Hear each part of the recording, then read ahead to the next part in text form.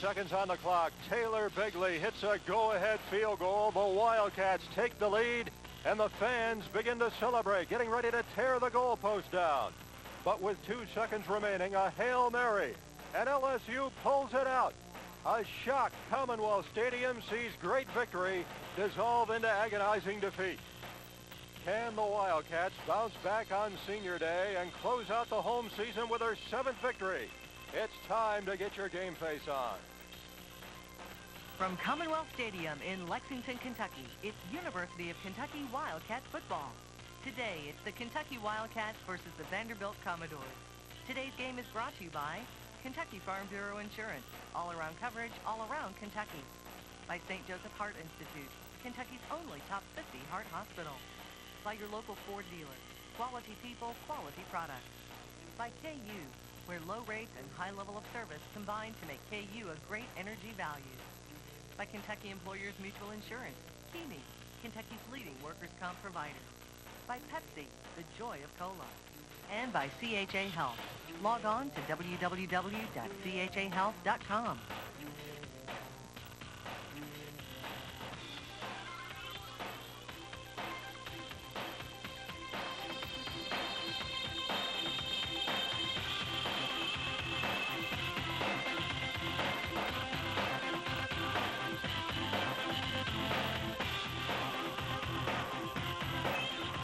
It's a cold, gray, damp afternoon in Lexington, and the final home game. It is Senior Day.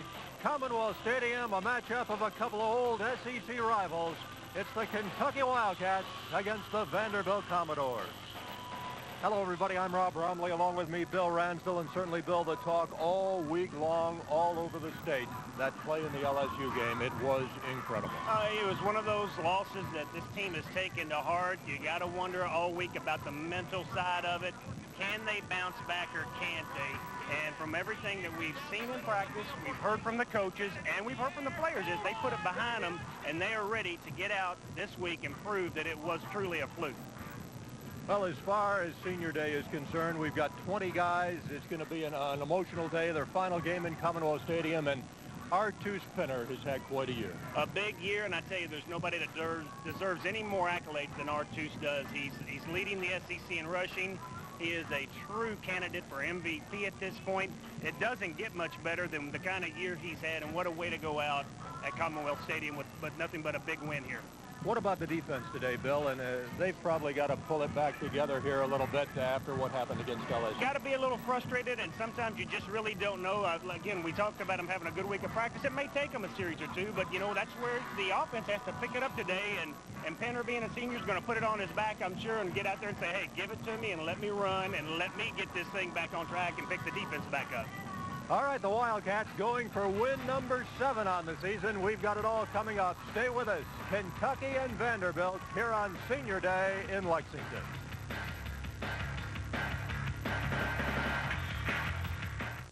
When you achieve your dream of owning your own business, protect it with the best. That's right, Kentucky Farm Bureau Insurance. Who better to trust with your small business than Kentucky's largest domestic property and casualty insurance company? Kentucky Farm Bureau understands the insurance needs of small businesses. It's just good business sense to insure with Kentucky's best. Kentucky Farm Bureau Insurance. All-around coverage, all around Kentucky.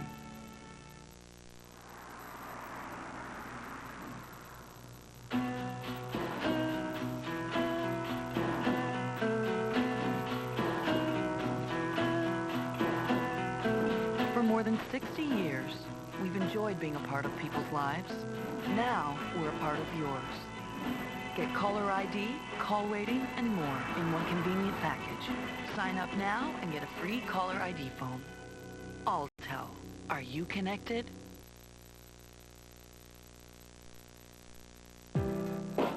I'm looking for a guy who tells great bedtime stories. I like my men rough and rugged. I love surprises. The bigger, the better. Can you make my heart jump? I have mysterious green eyes and a mischievous smile. Are you an impulsive guy? I'm looking for a friend or possibly more. Interested? What are you waiting for? You know what to do. I'm open-minded and ready to try new things. Are you? Quest connects.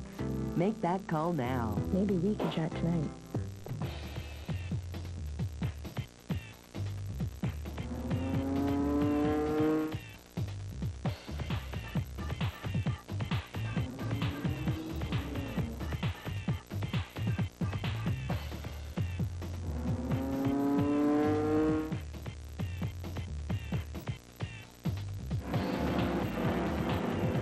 Vitex, the image makers. Call us today.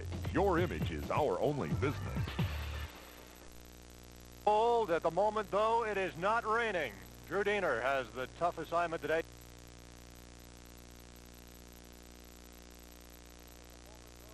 Not raining. Drew Diener has the tough assignment today. He's down on the field. Let's go down to him right now. Drew? Well, Rob, they are still standing. Last week at the end of the Kentucky-LSU game, a lot of fans piled onto these goalposts. They thought Kentucky had won. It took them a few minutes to realize that the Cats had actually lost the game. Now, these $5,000 piece goalposts did not have to be replaced. They did have to be tweaked a little bit because they were leaning to one side. That's what's going on down here on the field. Up above Commonwealth Stadium, if you take a look at the flags that are flying today, it's not the SEC flags that people normally see above Commonwealth Stadium. It's the names of the Kentucky seniors, 20 of them, and they each have their own flag with their name on it flying above Commonwealth Stadium today. They'll get that flag along with their framed jerseys that they'll receive today during Senior Day festivities as part of a parting gift, I guess you could say, for being there 4, in some cases 5 years of being Kentucky Wildcats. It's Kentucky and Vanderbilt at Senior Day, and we're just minutes away from kickoff. We'll be back with that next here on the UK Television Network. More and more, Kentucky is turning to CHA Health because access is easier than ever.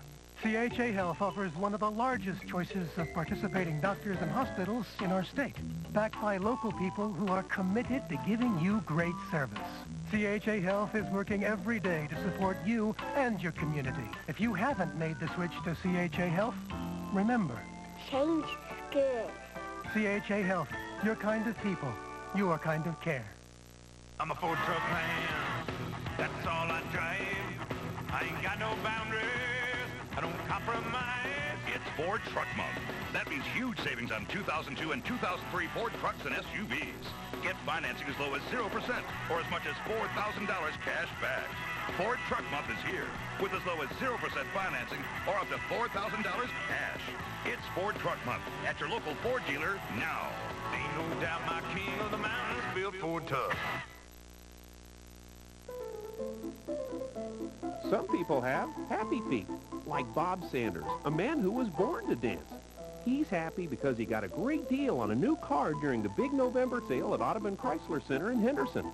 At Audubon Chrysler Center, big selection, 0% financing, and low prices make it easy to dance away with a great deal. Or in Bob's case, a serious case of happy feet. Hurry to the big November sale at Audubon Chrysler Center in Henderson and be happy. From education to sports to fantasy, McMahon's video games, all the systems, all the games. Let's rock, baby. Need a CD or video game repaired? McMahon's can help. Stop in with your damaged CD or video game and get out of the doghouse. McMahon's Video Game Store, 5625 Vogel Road, east of Putt-Putt between Green River Road and Burkhardt Road. Here in Lexington, it's Kentucky against Vanderbilt in a long-standing Southeastern Conference rivalry. These two teams in their 75th meeting here today. Vanderbilt leads the series overall, 36 wins, 34 for Kentucky. There have been 4 ties. Greg Johnson kicking off for Vandy. The Commodores deferred, Kentucky electing to take the football, and here's Derek Abney over the 20 to the 25, finds some room, and is finally driven out of bounds at the 31-yard line. So, as he has done all season long, Derek Abney coming up with a good return. Jared Lorenzen leading the offense onto the field. Nick Seitz over the ball at center. Sylvester Miller, Antonio Hall the tackles. Jason Rollins, Keith Chatelaine the guards. R2 Spinner, the senior. Derek Abney, Aaron Boone, Tommy Cook, Chase Harp is the tight end. Jared Lorenzen here today needs just 2 yards to break the total offense record held by Tim Couch. It stands at 8,160 yards. Now the clock, Bill, did not start on the opening kickoff, so they're going to reset it here and take a little bit of time off. Well, I'm glad to see that they're looking at it closely. After last week, there were a few seconds here and there. You never know when it comes into play, Rob. Rocky Good is our referee here today. The umpire is Doug Linebarger, the linesman Joe Dawson. The line judge is James Bing Sr. The field judge, Gerald Hodges, the side judge, Bill Bowden, and the back judge, Dale Knipe. That's our SEC officiating crew for this afternoon, and we're set for the first play. Lorenzen. Tommy Cook, and he's got a first down.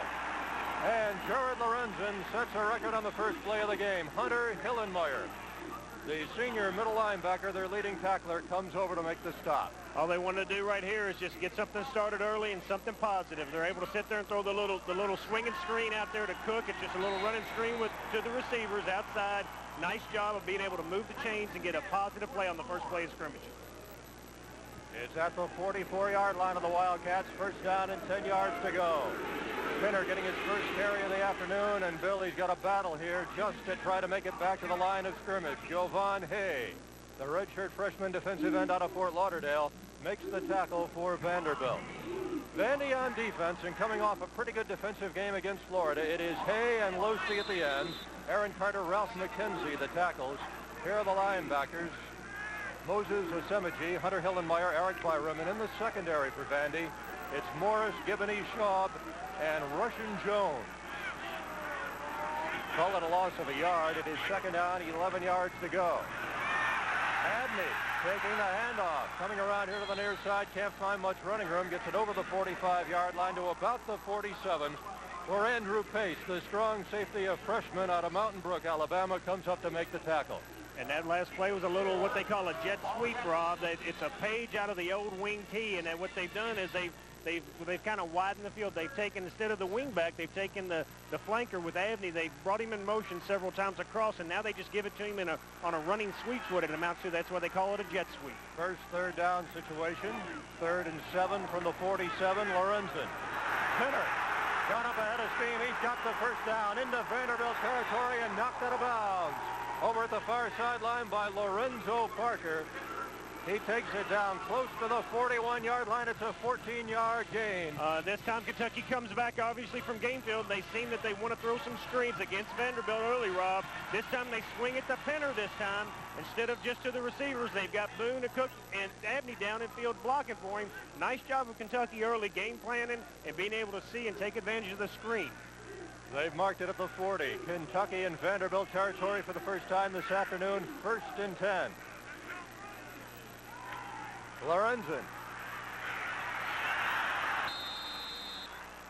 Intended receiver was the tight end Chase Harp. It falls incomplete, and it will bring up second down and 10 yards to go. I mentioned this Vanderbilt defense coming off a pretty good game against Florida, a game that they lost only, 21-17. And cut out the Gators, Bill, in the second half, and limited Rex Grossman to 170 yards in the air. And had some opportunity there toward the end of the game to be able to come back and score, but did not quite get it in.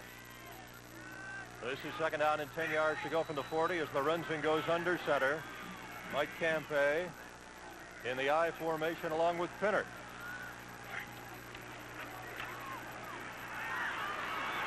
Taken in here at the near side of the field by Aaron Boone. And it is close to the first down sticks. Lorenzo Parker, the cornerback, a sophomore out of Farmington Hills, Michigan, makes the tackle. Jared doing a good job of sitting and taking his time right now. Checked off at the line of scrimmage, able to sit there and get what he wanted. A little man, Vanderbilt came out in a little zone. He took Boone, put him outside on the little out. Boone was able to do a little pitch, a catch and run there to get him within 3rd and 1. That's exactly where Kentucky wants to be most of the day. At the Vanderbilt 31-yard line now, Pinner the lone running back.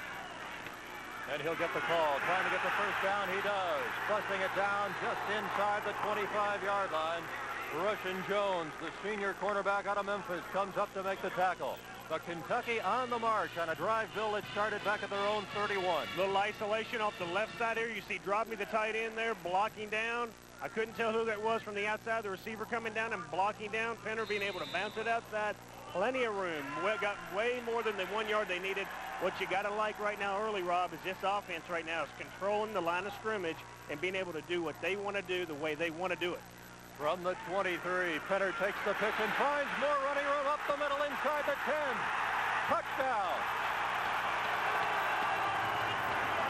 Artus Pinner on a 23-yard run. His 10th rushing touchdown of the season, and Kentucky takes the lead. Took it outside, little toss sweep, was able to sit there and cut it back inside Miller's block.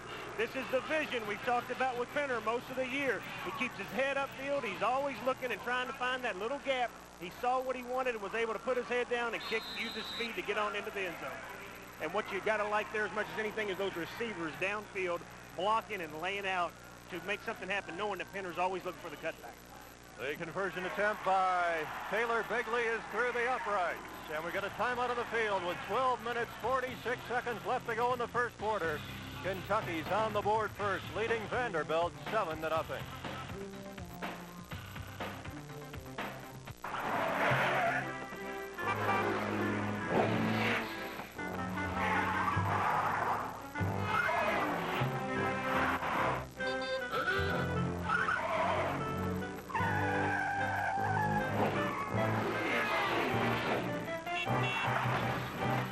Before bad things happen, call Keeney, the only Kentucky name in workers' compensation. Kentucky Employers Mutual Insurance, making workers' comp work. He earned it. So did she. They did too. The employees of LG&E Energy have earned the J.D. Power & Associates Award for highest customer satisfaction. In the nation, LG&E Energy ranked highest. With high customer satisfaction and the lowest rates, we're all winners. It's awarded once a year, but they earn it every day. KU, customers first, energy that lasts. The Woodshed, just like home. Dressers, entertainment centers, and desks. Everything is solid wood, finished and unfinished. Bookcases, oak, pine, maple, quality wood furniture that lasts a lifetime. The Woodshed, just like home, 2420 North Governor, off Diamond, behind the Shell Station in Town Center North. Girls, get off those chairs. Okay, Dad. See, just like home, the Woodshed. When a doctor doesn't take your complaint seriously enough, it's very depressing. When no one understands your back pain, MedFirst is here to help. I did actually see a couple of doctors before coming to MedFirst. I don't think I've ever seen so many different specialists working towards the same goal. At MedFirst, our staff takes the time to listen. They want to know what they can do to make it better. This is not like any other doctor's office. Thank you. Call MedFirst 24 hours a day for free information and examination. Spinner from 23 yards out. And again, you can see the cutback there. You can see his vision up here. You watch here. Look here. Look here. There's your block right there down by Cook downfield. And there, look, Lorenzen is even downfield looking for a block if he's needed, knowing that Penner is always looking for something to be able to cut back and make a big play. For live chats, the latest scores, stats, live total casts, and more, just visit www.ukathletics.com, your school's official athletic website. Lorenzo Parker standing back around his own 1-yard line, wearing number 20. And the Wildcats will kick off after an impressive opening drive of 71 yards, make it 69 yards. It started at the 31-yard line. And Kentucky out in front, 7-0 here with 12:46 left to go in this first quarter. Clint Ruth has it teed up at the 35. Kicking into a slight wind, end-over-end kick. Parker from about the 6. Good return. Got it up to the 27-yard line, where he's brought down by Arliss Beach.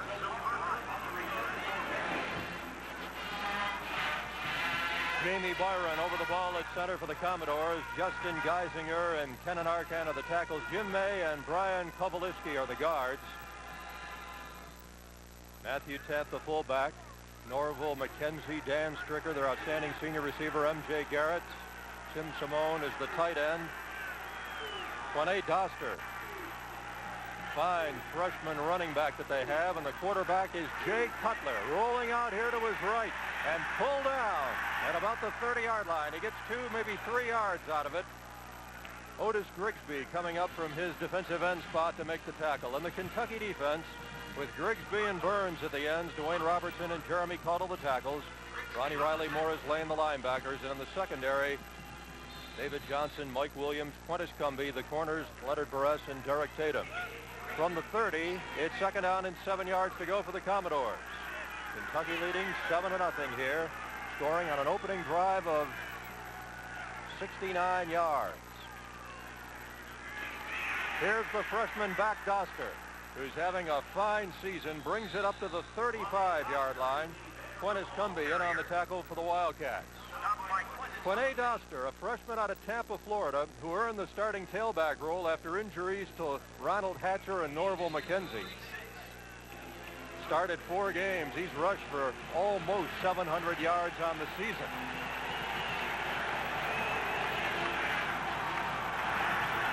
Big series right here for the Kentucky defense. The offense set the tone and said, look, guys, we got it. We're ready to go this week. Now the defense needs to step up and stuff Vandy right here to make a statement.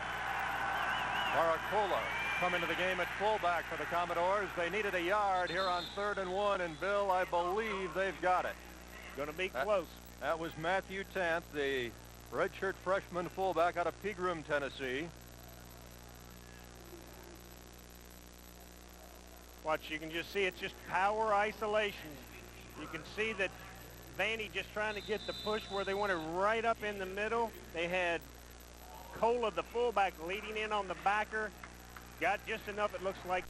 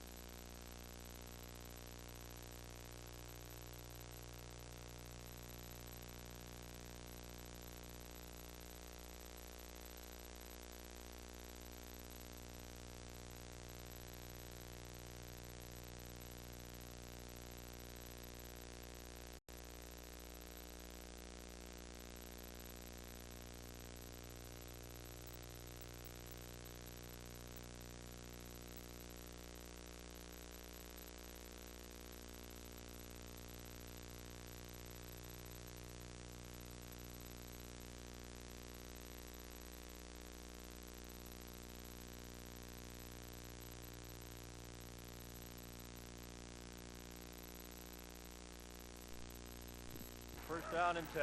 Doster and Tant, the running backs, and here's Cutler to throw. Under pressure, batted away. Jeremy Caudle was rifling in there and batted it down, the big guy out of Martin, Kentucky. And it was Dwayne Robertson who had a lot of pressure on him. And this is what you love to see this defense do. We talked about it in the pregame. Robertson and Caudle getting pressure. There's Robertson. He's able to grab a hold of Cutler right by the ankles. Cutler's trying to throw the ball and get rid of it as best he could. Caudle gets in front of it, tips it up, and puts Kentucky potentially in a position for a big interception early. The big thing, though, is those tackles getting upfield, Rob, and putting pressure and really causing havoc in the Vanderbilt backfield. Second down and 10 yards to go. The Commodores from their own 38. Option, Doster. And he accelerates. And you can see why he has been able to gain the kind of yards that he has on the season. He is the all-time freshman ground gainer in Vandy history. Had 72 yards last week against Florida. Nate Van Sickle finally driving him out. And you can see right there on the replay to start it, Burns came upfield and stuck Cutler right in the mouth. He's going to know that he's there before the day's out. Look, if they want to try to make a living on that action, watch for Cutler to put it on the ground at some point with these defensive ends sticking him all day. Third down and 1. That's Matthew Tant, the fullback, again going for the first down. He's close to the 50-yard line, and he should have enough for the 1st and 10. So Vandy on its first possession, now moving the ball right up close to the 50-yard line. They mark it right on the 50. 1st and 10 for the Commodores, with Kentucky leading 7-0 in this game, and the clock running with 10 minutes and 14 seconds left to go in the first quarter. Vanderbilt works out of the eye. Cutler, redshirt freshman quarterback, goes under center, now checks off at the line.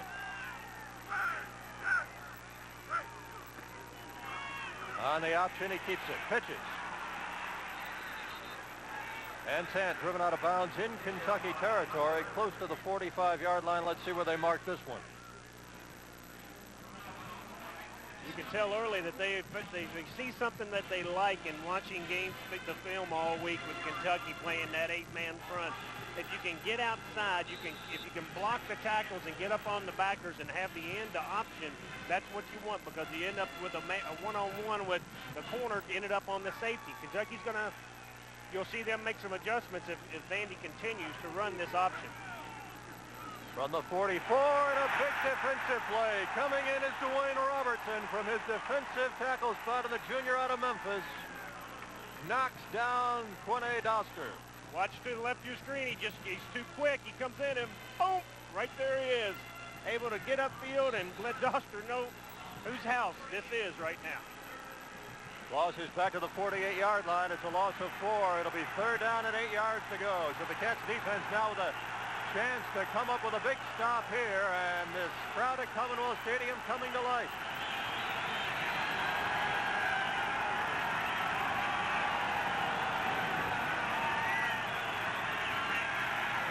Cutler.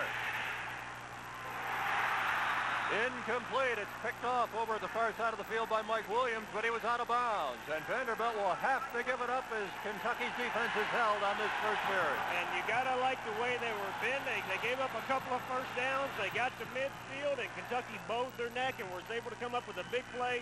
And watching Williams on that last play, Kentucky fans, you got to get excited seeing him move to the ball. It's been a few games since Williams has really been involved. He's been taken out of a few of these games, and that's a great sign again for the defense. Derek Abney dropping back around his own 10-yard line, and freshman punter Greg Johnson, who not only handles the place-kicking chores for Vanderbilt, he also does the punting, and he's done a heck of a job. Abney coming up on this one, but it will go out of bounds down inside the 20-yard line and around the 17. Timeout on the field, 8:53 left to go first quarter. Kentucky 7, Vanderbilt nothing. Turn me up. Come feel the joy all around. Each generation has found. They've got their own understand. Don't put it out. You got your own other groove. Maybe you can't please just your mood. And think that leave you can lose. From the shout it out. Ba-ba-ba. Ba-ba-ba. It's that time, Pepsi. Oh, Pepsi. For those who think young.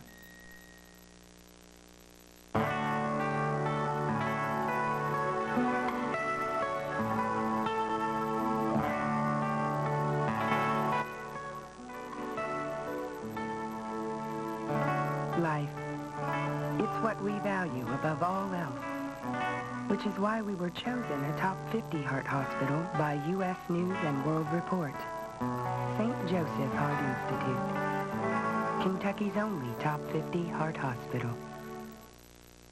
Tri-State Vet and Pet Supply is the one stop for a wide selection of quality health, grooming, and food choices for your hoofed, pod, clawed, thin, furred, or feathered friends. And they feature a complete line of Purina pet products. And now, Tri-State Vet and Pet Supply have expanded their line of country apparel. Now featuring Wrangler, Carhartt, Cruel Girl, Cinch, Rockies, and more. Plus, enjoy the country store atmosphere of Western and English saddles and tack. They even have the famous No Flame Up Holland gas grills. So shop Tri-State Vet and Pet Supply for quality, value, and selection. Nick, did you know that Hopstock Chrysler Dodge Jeep is located just 11 miles north of Evansville, Indiana, in the great town of Hopstock, Indiana? Did you know that we also have a body shop with a great service department with a policy of no appointment needed for all changes? Hopstock Chrysler Dodge Jeep isn't trying to become the biggest dealer in the Tri-State. We just want to become the best dealership. We're just small-town folks making big-town deals. Remember, folks, our motto is what, Nick? Papa says we don't play games. Hopstock Chrysler Dodge Jeep. Come see us. To find out what the coach thinks about the game, be sure to tune into the Guy Morris Show every Sunday here on the University of Kentucky Television Network. Check your local listings for the time in your area. The Guy Morris Show every Sunday. Guy Morris down on the sidelines. His team scored on its opening drive. A 23-yard touchdown run by senior Artus Pinner. And the Wildcats leading in this game 7-0. 8-13 now in 2 seasons as the head man here in Lexington, as this year with a 6-4 mark, it has much improved. And just a hair away of being 8-2 right now instead of 6-4. Hair away from going for that 9th win. Close calls against South Carolina and, of course, LSU here last week. Vanderbilt still looking for its first Southeastern Conference win of the season. Commodores come in here at 0-6 in the SEC. They are 2-8.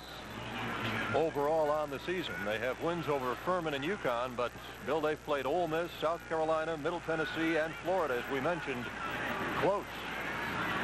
Cats have it first and 10 of their own 17. Lorenzen. Pinner slips the tackle and battles to get back to the line of scrimmage and maybe picks up a yard. Marty Morgan, a redshirt freshman out of Canton, Mississippi, makes the tackle for Vanderbilt. Kentucky comes back trying to throw the little screen out to the side that they started the first series with Pinner. They threw it into the boundary this time, trying to kind of throw a little key off there. They had thrown it to the wide side of the field, trying to see what they could find down here. Whereas we're unable to really get the kind of separation they wanted there. Vanderbilt was in good position defensively that time, Rob. Play did gain a yard. It is 2nd down and 9. Here goes Pinner right up the gut. Comes up to the 25-yard line. Still going to be 2 to 3 yards shy of a first down. Justin Giboney, who's second on the team in total tackles for Vanderbilt with 119, makes the stop for the Doors. I think when it's all said and done today, Rob, we're going to be seeing what team here, who ends up making the mistakes. Defensively, Vanderbilt is rushing defense. They're giving up 176 yards a game. Kentucky is ranked as far as rushing. They're putting up about 150 yards a game. So you're going to, not to mention that Vanderbilt's defense is pass defense is ranked at the bottom of the SEC. So I think it's going to be a matter of turnover. And on 3rd and 2, Pinner does not get the needed yardage as he is hit and rocked right at the line of scrimmage by Marty Morgan, the weak side linebacker. And the Wildcats will have to punt it away. So Kentucky coming up 3rd and 2 does not get it.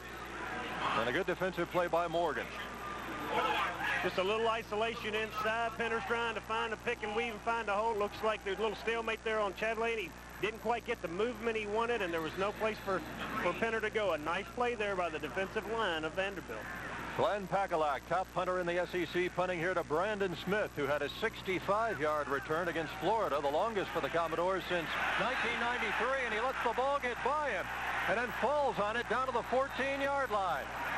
A bad mistake there. Boy, once you can't let the ball hit the ground, first of all, Bill, then once you do, you can't let it get by you like that. I think he got a little nervous. I think he was trying to make a bad decision a little better by following the ball, Robin.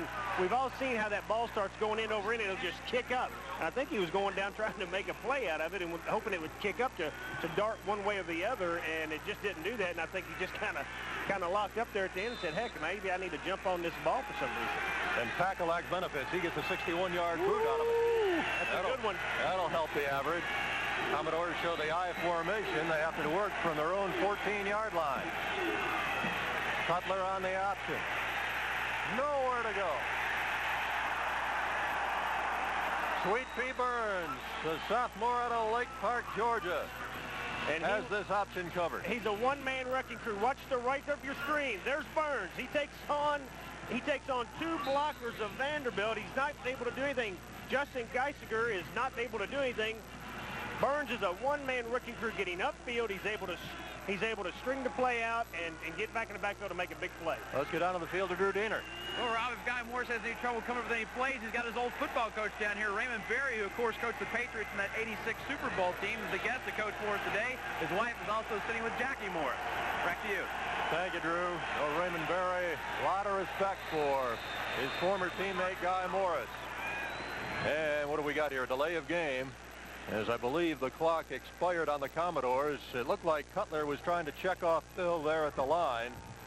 Delay of game against the offense. Penalty 5 yards from the previous spot. Repeat, 2nd down. There's Raymond Berry down on the sidelines. What a receiver he was. And and that is a beautiful picture. It doesn't get much better. Where does Coach Berry have a chance to sit, but up in the coach's box? He's got to be down the field, smelling it and living it. It's been his life. What a great tribute to Coach Morris. Well, after the 5 yards, it's 2nd and 18, and they give it to Quinay Doster, trying to find his way out to the 10-yard line or so, but he finds the going rough as Otis Grigsby, the senior out of San Antonio, playing his final game here in Commonwealth Stadium this afternoon, makes the tackle for Guy Morris's defense. It is at the 10-yard line, but a long way to go for the first down. They got to get it all the way up to the 24. So it is 3rd down and 14 yards to go. Doster now with 4 carries on the afternoon. He adds 15 yards. But Vandy backed up deep in its own territory and facing a 3rd and long.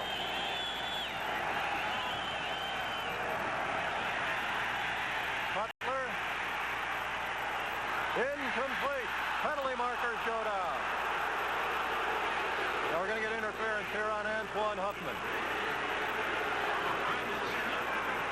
Brandon Smith was the intended receiver, and they call the interference on Antoine Huffman, the redshirt freshman out of Jonesboro, Georgia. Watch right here at the bottom of your screen. Watch and see if you think Huffman comes through the receiver before the ball is there. Replay the down. Right there.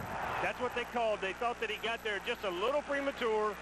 You know, did it really, influence the catch? You got to give it to the offensive player. They're going to get that call every time. Good job at this point by the official early, trying to maintain, I think, some control in the game. But, Huffman had a good position there. Wait a minute now, Bill. We've had offsetting penalties here. There was also a penalty called on Vanderbilt, and in looking at the replay there, I did not see what the call was against Vanderbilt, but with the offsetting penalties, they replay the down. So Kentucky is saved. It's 3rd and 14. Cutler over the middle, incomplete. That was intended for M.J. Garrett, the senior out of Old Hickory, Tennessee. The call on Vanderbilt was holding. Interference on the Wildcats. We had offsetting penalties there, and Vanderbilt, having to replay the down, comes up incomplete, and now is going to have to punt from deep in its own territory. And a good learning experience for Huffman, and Kentucky's defense gets a breather and gets to come back and play another down, and does a great job defensively. It's a good coverage and completion that time by the defense of Kentucky. Greg Johnson now punting out of his own end zone. Cats had the pressure on, couldn't quite get it. Abney driven back, chasing after it, picks it up, and look at him scoot forward over the 35-yard line. He'll find a way to get 5 or 6 yards out of a return no matter what. What a great effort by that young man. I mean, it's a gutty play, too. They got the Vanderbilt sitting right there waiting on the ball, and he grabs and picks up 6-8 yards. Wildcat fans looking for that perfect game face shirt, hat, or piece of memorabilia? Just stop by any Fans First location inside or outside Commonwealth Stadium on game day, or you can call 859-224-0267 to get your free brochure. The Kentucky Wildcats have it at their own 37-yard line, first down and 10 yards to go with 4 minutes, 41 seconds to go in the first quarter, and Kentucky leading Vanderbilt here on Senior Day 7-0. Lorenzen out of the shotgun. Over the middle, it's tipped and intercepted. Picked off by Vanderbilt's Jonathan Schaub, a junior out of Brentwood, Tennessee, the free safety. And we've got our first turnover of the afternoon.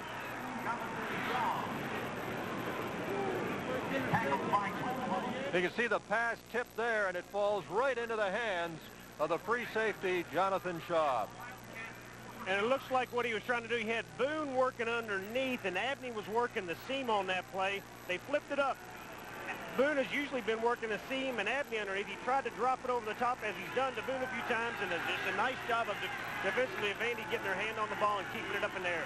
Commodores have it at the Kentucky 49 following the interception. Cutler throwing to the far side of the field, long overthrown, intended for the senior receiver, Dan Stricker, who has caught a pass in 32 consecutive games. For Vanderbilt, it falls incomplete. It will be 2nd and 10. Tough break for the Kentucky offense that last series, Rob. The defense is able to sit there and get a little break and able to turn the ball back over to the offense.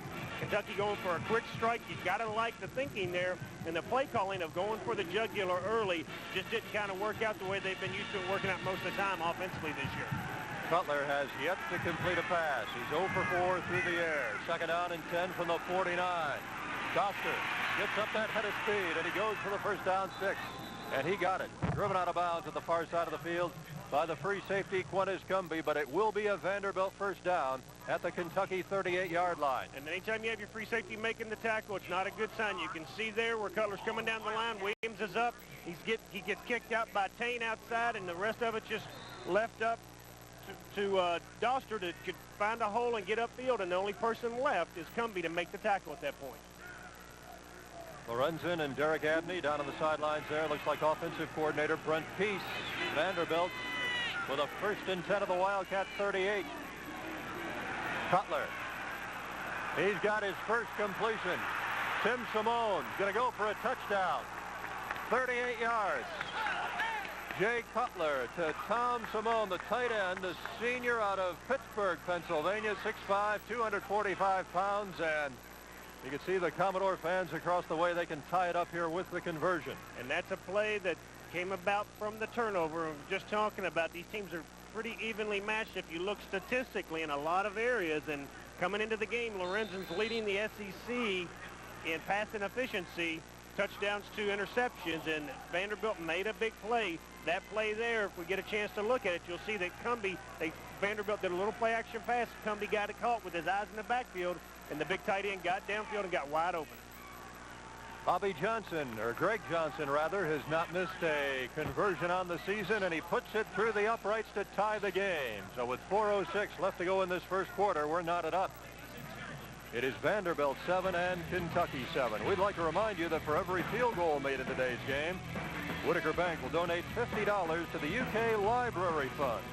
$50 from Whitaker Bank to the UK Library Fund for every field goal made in today's game.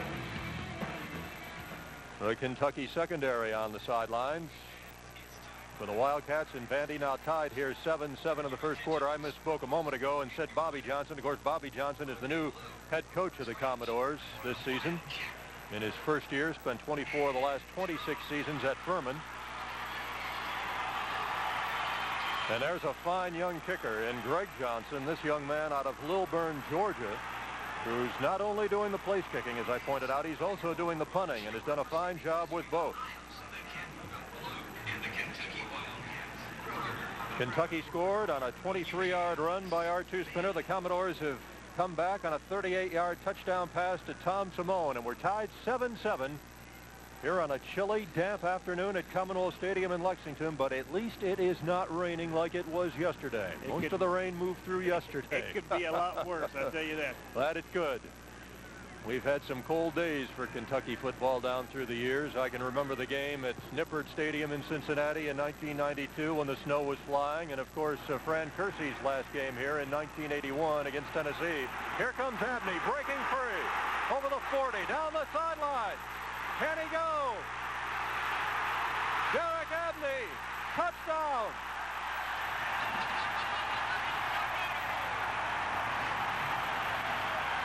Oh, I tell you, Bill, it is just absolutely amazing. Derek Abney has done it again. I tell you what, you know he's feeling it. He ends up going over and basically taking that kickoff from Beach. Watch right here. He's over there, and it's in the middle of the field, and Abney kind of went over just a little bit and said, you know what, I feel this thing. Let me have it. He's able to sit and watch. He knows where the seam is. He's up there, puts a little dead leg fake on the kicker, and then just kicks it in. And watch him right here. It's a foot race to the end zone. Oh, he gets in just with the ball crossing the line before his knee hits. Great return and good job by UK special teams coming through again. And the conversion attempt by Taylor Begley is good. And the Wildcats fell back into a 7-7 tie, but not for long, as Derek Abney works his magic once again, returning the kickoff for a touchdown, and the Wildcats go out to a 14-7 lead. Let's go down to the field and check in with Drew Diener. Well, Rob, for Derek Abney, that is his 7th total kick return. If you count kickoff returns and punt returns, that gives him a new SEC career record. He breaks the tie with former Vandy player Vandy Long Gone Nally, who set that record back in 1947 to 1949. So give him 7 for his career and give Kentucky a 7-point lead in this one.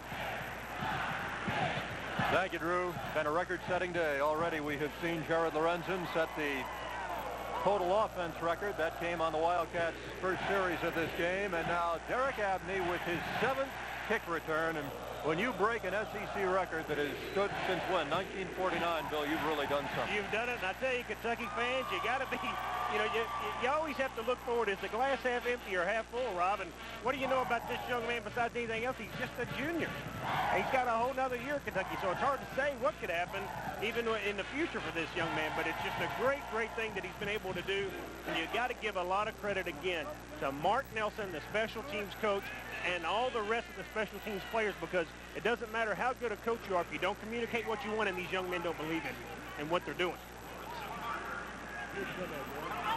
Here's Clint Ruth now to kick off for the Wildcats. Abney has set a number of records with that return. Drew pointed out a few of them. We'll pass along a few of the others in a moment. Here's Lorenzo Parker over the 20. Slips a tackle, is hit and rocked back and comes up to the 25-yard line, and that's where the Doors will go to work. 1st and 10 with 3:34 to go in the first quarter. Bo Smith, the freshman out of Owensboro, downfield to make the tackle for the Wildcats special teams. 14-7 Kentucky. And Bo did a great job. He came down and busted that wedge, first of all, and jumped up and still got back in and made a tackle. I mean, what a great job of coverage, and that just goes with what we were just saying. These young men love playing special teams for Coach Mark Nelson, and they make things happen. Quinay Doster and Baracola in the backfield here for Vanderbilt. And a loose ball. And the Wildcats say they have it, and they do.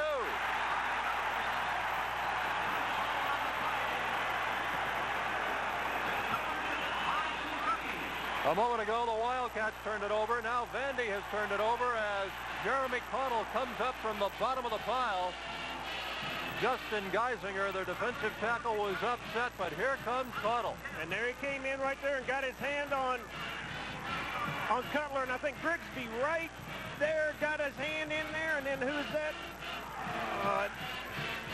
Ronnie Riley comes in and puts in a jarring blow. And I think in the end it was Travis Atwell that came in on the bottom and caught him right on the shoulder and kicked the ball loose, and Caudle was coming back after overrunning the play a little bit and jumped in and made the recovery. And the Wildcats in business, 1st and 10 of the 25, and here's Pinner breaking free inside the 10 and down to the 7-yard line.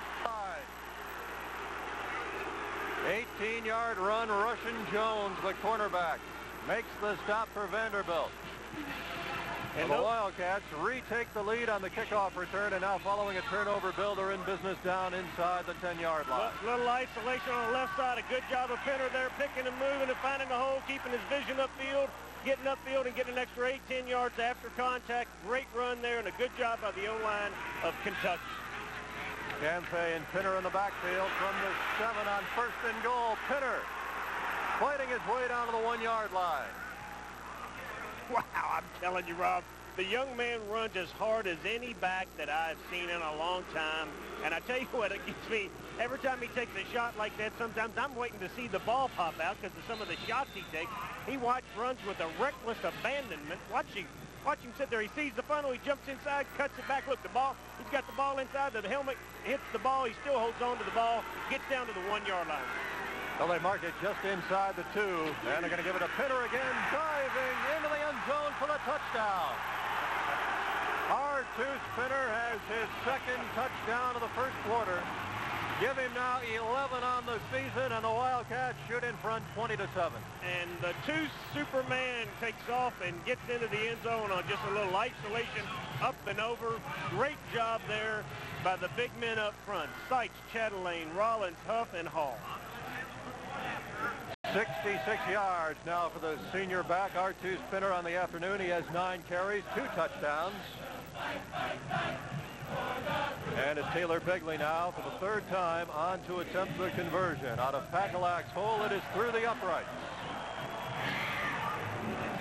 And we got a timeout on the field with 2:17 remaining in the first quarter. Kentucky extends its lead to 21-7. Let's go down on the field to Drew. Well, Rob, the Wildcats have shown considerable courage this year. Perhaps no one more than the man you're looking at right now. Travis Freeman is the manager for this football team. He is up for the National Courage Award given by the College Football Writers of America and ESPN, the magazine. One of 7 finalists. Travis contracted meningitis when he was 12 years old and has been blind ever since. But amazingly, he can still count out the jersey numbers and put them in order for the football equipment staff and get them ready for the players. You see him here working the games. He even played some high school football, and he is one of 7 finalists for this National Courage Award, and you can see why. Anybody that's able to do all that gets a nod down here. Thank you, Drew. That is indeed quite an honor. And a courageous young man, to say the least. You bet. Well, we've had a lot of points here in this first quarter. We have seen a couple of turnovers, a kickoff return for a touchdown, and right now it's a 21-7 Wildcat lead.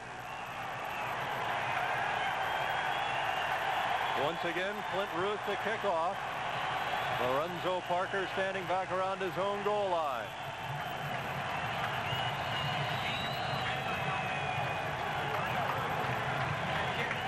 Everything right now for Kentucky. You've got to be excited. They've got the offense on the first series.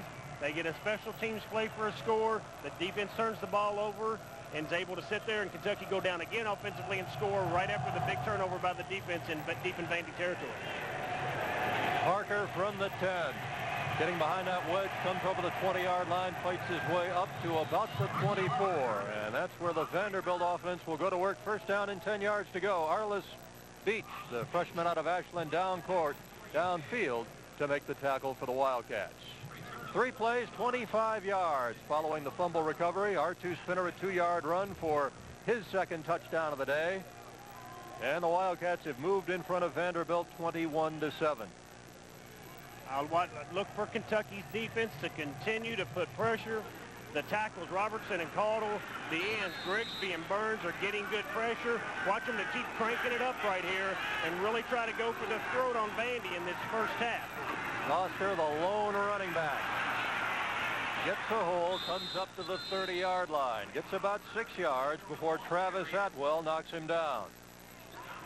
Not a good sign again. You don't want your free safety making those tackles, Robs, if you don't have to. That just says that you're getting past not only the first line of the defensive line, you're getting past the linebackers and you're into the secondary, the third line of containment. That was just a really good job there of Vanderbilt's Doster being able to do a nice job reading the line and cutting back and finding the big hole. This is from the 30. It is second down, about 4 yards to go, and Doster gets the first down as he goes over the 35-yard line. Travis Atwell again on the tackle. Well, we mentioned that this fella's the all-time freshman ground gainer in Vandy history. He had 72 yards last week against the Florida Gators and has averaged 80 yards a game in his last 8 ball games. He's a good-looking young back. And he is. I tell you, and I like what I'm seeing from him early. I tell you, he's got a lot of grittiness in him. He's never stopping his legs at this point. He's twisting and turning. Kentucky will have to keep him in check. On the pitch, Doster's cut off. Going to reverse his field. Finds running room over the 40 and has more running room here to the near sidelines. Comes up to about the 47, 48-yard line before Antoine Huffman finally runs him down. I tell you what, he put a few wiggles and shakes and bakes in there. I tell you what, the people haven't seen it in a while. Watch this. All it is just a down-the-line speed option. He gives it up to Cutler gives it up to Doster quick. Look at the speed and the quickness and the reaction of Kentucky's defense. Doster, to his credit, is able to take it with his speed and quickness and cut it all the way back. And not only does he get yardage, he gets a first down. Doster out of the ball game now, and Matthew Tant has come in along with Baracola. In the Vanderbilt backfield as they set in the I formation, they have it first and 10 from the 48. Butler heaving it down the middle of the field. Incomplete. Dan Stricker, the intended receiver, calling for interference. He's not getting it. Derek Tatum was back there on the coverage. Let's take a look. If people they're asking about it, they're wanting it. Stricker does a little out fake, comes back in on the post. The problem here, Cutler hangs the ball up. He's throwing it off his back foot. He's getting pressure and lets the ball go up. I think that's a great no call. Tatum was there. He had good position, Rob. He gets up over top, uses his vertical leap and up there, and I think people are wanting it because Stricker jumps up through him, but he's going to have to be there and to be the big play receiver that Vandy's expecting for him to go up and get that ball. Second down and 10 from the 48. Option pitch comes to Matthew Tant. And the Wildcats are right there to cut it off. Penalty marker goes down. Trey Milch coming up to make the stop. And it looks like Vanderbilt may have a legal procedure called here. I think it was Justin Geisinger who moved. Good call. You got it. Offensive line. The penalty is 5 yards from the previous spot. Repeat, second down. Justin Geisinger, number 71, the left side defensive tackle, a sophomore out of Pittsburgh, Pennsylvania. The 5-yard penalty will move it back now to the 43-yard line. And that is one of those plays right there that Kentucky doesn't want it. They want to sit there. They got a no gain on that play. They're looking at 3rd and 10 instead of 2nd and 15 and giving them an extra down. Now they want to reset a little bit of time on the clock, so we'll probably have a slight delay here. Right now it shows 9 seconds. 18 seconds. And they're going to move it back up to 18 seconds now as we are right at the end of this first quarter, and Kentucky leading by a score of 21-7 over Vanderbilt. Our two-spinner has scored 2 touchdowns for the Wildcats. Derek Abney has run back a kickoff for a touchdown.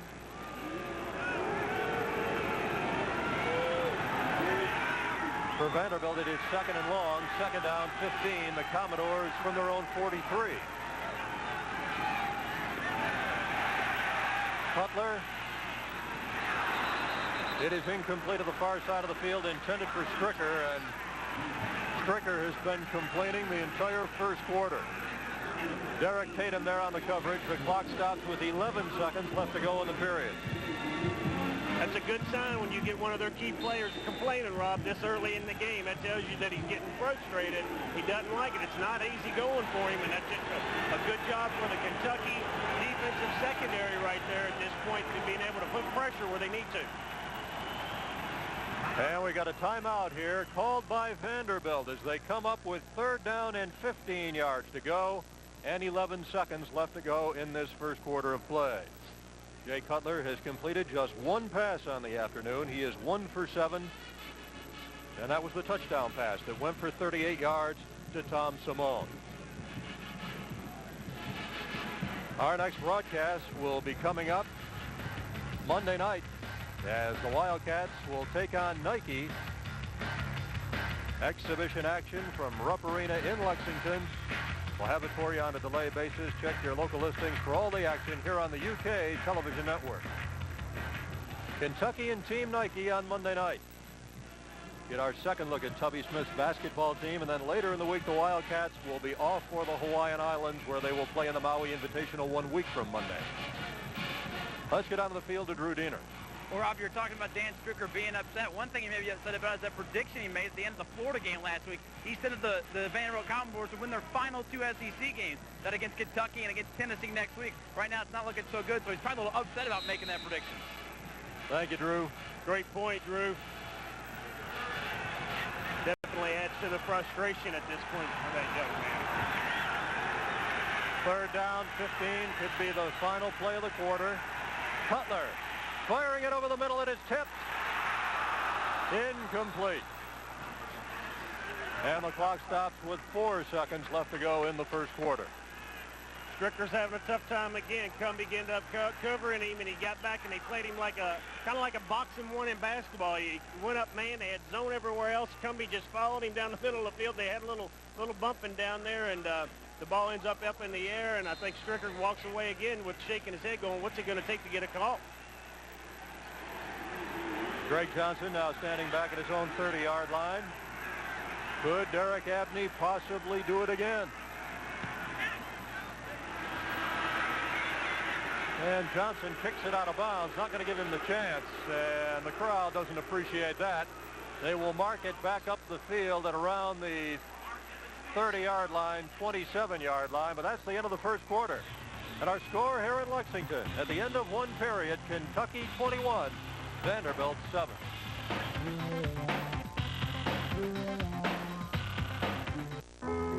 With the ball coming up, I need to look as healthy as I can. That's why I'm drinking Southern Belle Good For You low-fat milk with sweet acidophilus plus vitamins and such. And I figure anything that good for you inside has got to be good for your overall complexion. That's why I also bathe in it. New Southern Belle Good For You milk. It's low-fat, and does it taste good? You bet your sweet acidophilus. I'm a food truck man. That's all I drive. I ain't got no boundaries. I don't compromise. It's Ford Truck Month. That means huge savings on 2002 and 2003 Ford trucks and SUVs. Get financing as low as 0% or as much as $4,000 cash back. Ford Truck Month is here with as low as 0% financing or up to $4,000 cash. It's Ford Truck Month at your local Ford dealer now. Ain't no doubt my king of the mountains built Ford tough. When it comes to your health, there's no room for error. King Drug and Home Care is big enough to serve you, yet small enough to care. We are here to educate each patient and help them to recovery. With full-service pharmacies and respiratory therapists on staff, King Drug and Home Care offers 24-hour emergency service. We also offer free setup of home care equipment, including lift chairs, power chairs, convalescent needs, respiratory equipment, and rehab. The products you need with the care you deserve. King Drug and Home Care, Owensboro, Hartford, and Madisonville. Dear Jamie, I'm writing on your birthday, but I think of you all the time. How can I tell you how I feel? I imagine how you would look today. I miss you more than I ever. If you're struggling with the pain of an abortion, call 1-800-395-HELP. I know I'll hold you one day and whisper. Back at Commonwealth Stadium, Rob Bromley alongside Bill Ransdell. Drew Diener's down on the field. And as we head into the second quarter of play, Kentucky leads Vanderbilt 21-7. And we got a good crowd turning out here this afternoon for Senior Day, despite the weather conditions and the temperature only at about 40 degrees. Alexi Bugini is coming to the Wildcat backfield, and he gets the call here on 1st and 10 from the 27, goes over the 30-yard line up to about the 33. Bugini, that's it. A freshman out of Quebec. Mac Clay made the tackle, the defensive tackle, a sophomore out of Powder Springs, Georgia. Gain is up to the 33. It'll be second down and 4 yards to go as we begin this second quarter.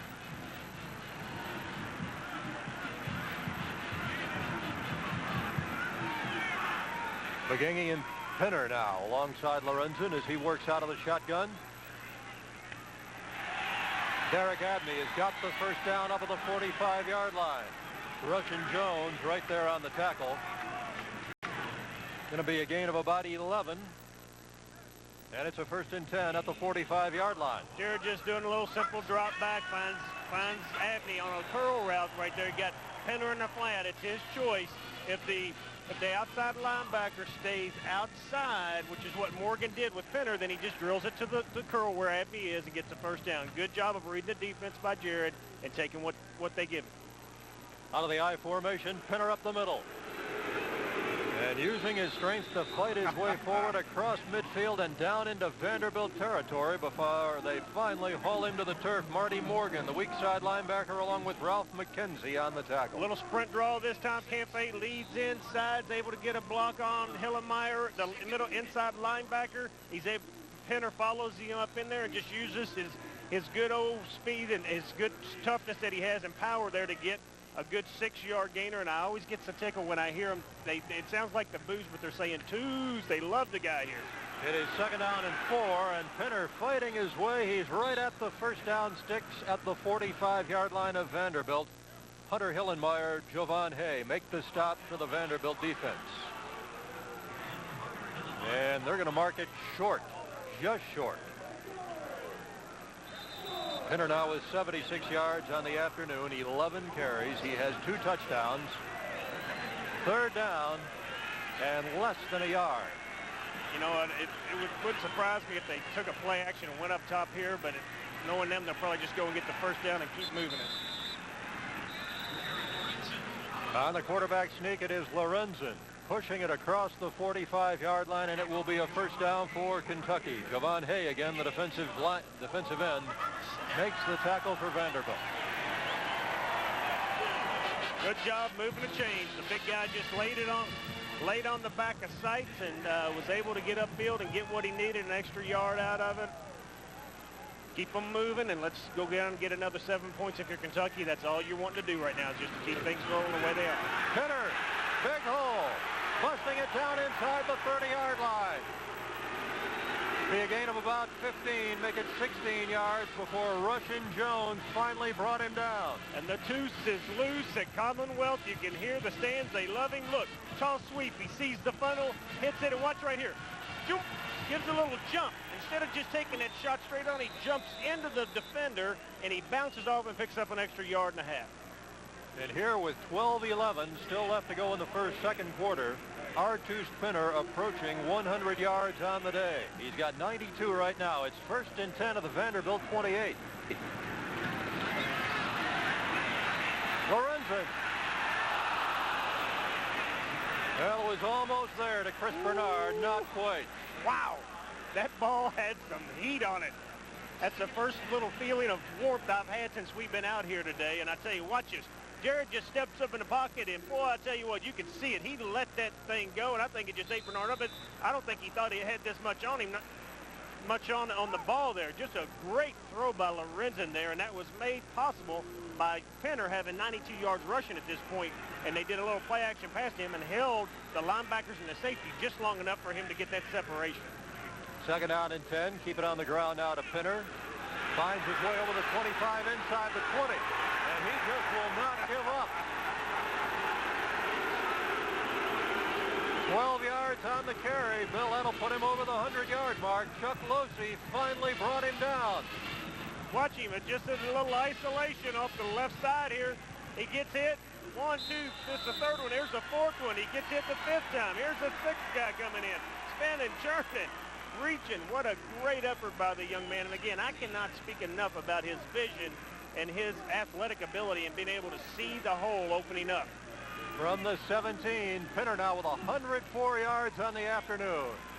Lorenzen trying to find somebody open, couldn't find anybody. Down he goes to the 15-yard line. Nailed from behind by Jovan Hay, the defensive end. And, you know, that last play there, Jarrett's back passing. He's giving a little play action to Penner. Penner goes up and blocks the defensive end, 54 for Vandy, Chuck Lucy. He's doing it everywhere you can see on the field. If you recall, back in the first and second series, Rob, they threw the little screen pass to him. He's catching the ball, he's blocking, he's running. He's just an all-around good purpose back. So this is second down and 9 from the Vanderbilt 15. Penner, big hole. Touchdown.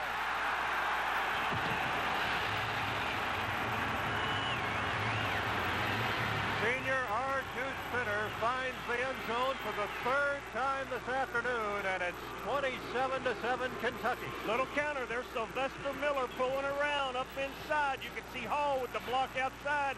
Penner, all he has to do is break one tackle there by Jonathan Schaub. Then the rest of it, he's into the end zone. What a great job up front by the offensive line of Kentucky, and Penner using, again, his vision and being able to see. Now, that last play didn't take as much vision, Rob, because I think you and I could have done a three-legged run through there. The extra point by Taylor Begley, and Kentucky extends its lead with 10:39 left to go in the first half. Here at Commonwealth Stadium in Lexington, it's Kentucky 28, Vanderbilt 7. I've worked for Speedway in Kentucky for 16 years. I've lived in Kentucky all my life, and now I manage the Speedway in my hometown. The best part of my job is making people happy. I love what I do, and I love to see my customers smile. I'm real proud of what we do here in Kentucky, and I challenge anyone to do it better than we do. Speedway is Kentucky proud, and proud to support University of Kentucky football. We're on your way, the convenience stores of Speedway. Why are more Kentuckians turning to CHA Health? Because access is easier than ever. And with our prevention and wellness programs, good health is within your reach. Plus, CHA Health offers one of the largest provider networks in our state. We show our commitment to you by taking service to the next level. If you haven't made the switch to CHA Health, remember, change is good. CHA Health, your kind of people, your kind of care. It's going to be a cold winter in the tri-state, and many kids are going to need a winter coat. If you or your child needs a coat this winter, you can come to the Salvation Army or the Evansville Christian Life Center. Join Fox 7 and Clayton Cleaners to make sure that no child goes without a warm coat. Beginning November 5th, you can take your child's outgrown winter coat to any of Clayton's 9 locations. All coats are clean, free of charge, and distributed to the Salvation Army and the Evansville Christian Life Center. Thanks for being on our side with Clayton's Coat-A-Kid program. Fox 7 is on your side. Fox Sunday on an all-new Simpsons. What could be more shocking than Bart failing the 3rd grade, repeating it with Lisa? They're going to be in the same class as each other? An old Army buddy is visiting Mannix? Then Lucy Liu guest stars on an all-new King of the Hill. And Lois faces her worst fear. Hi, Dad. Hal's family. Let's ask Mr. Tickle. On an all-new Malcolm. It all starts with a new Futurama at 7 Fox Sunday. To stay tuned for the Anthem Blue Cross Blue Shield halftime show, where we'll be breaking down all the first half action with highlights and analysis. It's the Anthem Blue Cross Blue Shield halftime show right here on the UK network. Let's get out on the field and check in with Drew Diener. Well, Rob, special teams coach Mark Nelson has to be pleased the way Derek Abney returned that kick for a touchdown, but he's probably equally as pleased about the fact Kentucky is 4 for 4 today on extra point attempts. They've missed 6 this year. They've only missed 4 field goals. He said basically it comes down to 4 things: the kick, the snap, the hold, and the protection. It's just been something different every time. And so far today, 4 for 4. Back to you. Thank you, Drew. R2 Spinner has now gone over the 100-yard rushing mark for the 8th time this season. That breaks the UK single-season record of 7 100-yard rushing games set by Mo Williams back in 1995. So we've had records set by Pinner, by Derek Abney, by Jared Lorenzen. How about Pinner, though, with 120 yards already, Bill? And in this game, he's averaging 8.5 yards per carry. My goodness, I tell you what, that is phenomenal. I tell you, you can't ask for any more. And again, you got to give a lot of credit to the big men up front, the big hogs for Kentucky. They are doing a great job of opening the holes, and Pinner is going to where they're supposed to be right now and making it happen. And the kick by Clint Ruth is out of bounds right down to the goal line. So Vanderbilt will get fairly good field position now to begin this drive. They will bring it up to the 35-yard line. And you can see the frustration here of Clint Ruth. Hell, I like seeing that. When you get kickers sometimes, I tell you, the old adage was that, you know, hey, all they do is kick it. I like seeing that aggressiveness and that fire in him. He's upset. He knows he's got a job to do. That's to put the ball in the end zone. And he, by golly, he kicked it out of bounds and knows he put his defense in a bad situation. I like seeing that fire. Vanderbilt takes over, now facing its biggest deficit of the afternoon. 28-7 with 10:34 here left to go in this first half. High formation behind quarterback Jay Cutler. Down he goes. Otis Grigsby. And I'll tell you, Bill, Kentucky's defense has done a great job of covering the option here in the first half of this. Watch him. They're just going to string it out. You can see Robertson there. There's Grigsby. He kicks off the block right there and is able to, he kicks upfield and works laterally, first of all, on that option, which is what you've got to do as a defensive end. And by working laterally, the quarterback doesn't know yet. You're trying to read that end to decide, Rob, to pitch the ball, and Grigsby didn't give him that option. And not only did he not give him the option, he choked off the block and was able to make the tackle and not even have the pitch come into play. Call it a loss of a couple of yards. It is second down and 12 yards to go as Cutler throws to Stricker. And he's got it up here at the 45-yard line. It is very close to a first down. Derek Tatum on the coverage. But Dan Stricker coming in here this afternoon with 174 career catches. Hauls this one in. And Vandy going to a little bit of play action, trying to give a little fake inside the Doster with his effectiveness running, going down, finding Stricker. All he did was run a little curl. There's Kentucky sitting back in a little bit of a zone defense there, and he was playing a little against Tatum, and you know, Tatum did a nice job of keeping it in front of him. It's still down to first down. It's kept it to third and short. It is just shy of a first down by less than a yard. Matthew Tant is coming to the backfield, and they just keep it on the ground here and should have enough to pick up the first down on the quarterback sneak by quarterback Jay Cutler. Cutler wearing number 6 out of one of my favorite towns, Santa Claus, Indiana. It's Christmas year-round, huh? Had quite a high school career there. Led his high school team to a 15-0 record and its first state title in school history. Redshirted last year. Doster now along with Baracola in the Vanderbilt backfield on 1st and 10.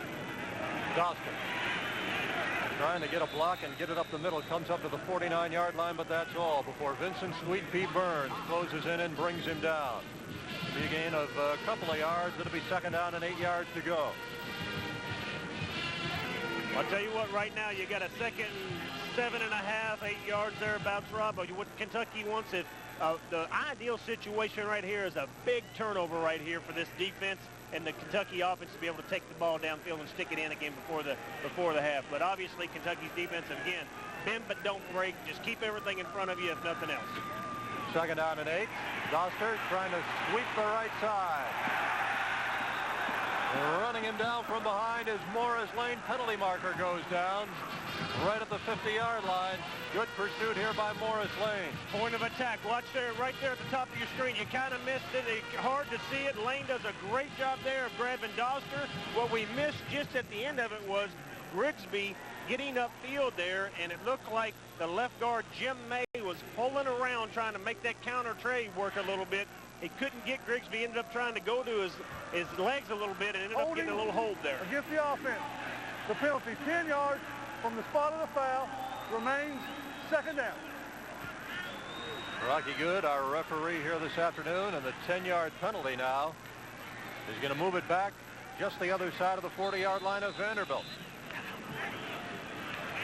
Grigsby is playing like a senior that knows he's not coming back to Commonwealth right now, Rob. He's having a great, great day right now, especially in this first half on that defensive line for Kentucky. Second and long, second down, 17 yards to go. And they keep it on the ground to Tent, Matthew Tent, the freshman out of Pegram, Tennessee, 5'11", 218 yards. Ronnie Riley comes in to make the tackle along with Grigsby. And watch right here again. We're talking about Grigsby. He watched the right side. There he comes. He falls back. Riley comes inside from his backer position and is able to fill the hole. Grigsby is falling back inside when he reads that the play is coming inside of him. He's turned it in and gets back in to help shore up the tackle. These two young, Grigsby is playing again a great, great first half here. And you see Riley also knowing that this is his last day at Commonwealth. Third and long. Cutler getting it off, incomplete. Trying to go here on the near side of the field. It falls incomplete, intended for Brandon Smith. And Vanderbilt will have to give it up. And this crowd at Commonwealth Stadium responds as the Kentucky defense here comes off the field. And as loud as a crowd as you can get right now, with a good turnout, with the weather conditions the way they are, that last play made possible by the secondary of Kentucky, Rob. A good coverage sack. And a good job there by the secondary, keeping it in front of them. And again, the defense putting their special teams back in a position right here to make something happen. The punt by Greg Johnson. Abney has to run up on this one. Lost the handle. Loose ball down to the 31-yard line. And I think the Wildcats were still able to get on top of it. Kentucky recovers the fumble. Looks like Claude Segal right at the bottom of the pile.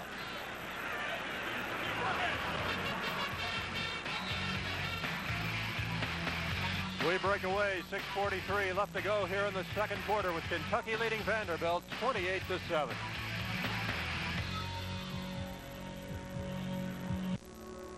Building Kentucky. From Commonwealth landmarks and architectural wonders to our neighborhood homes. We build what nurtures, educates, and brings us together. Hard work, dedication, pride. It's in everything we build.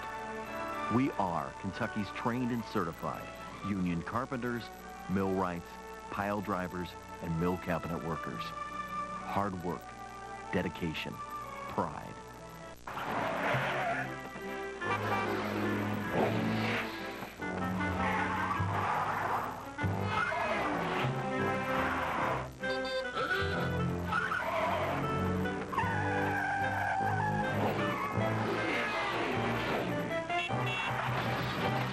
Before bad things happen, call Keeney, the only Kentucky name in workers' compensation.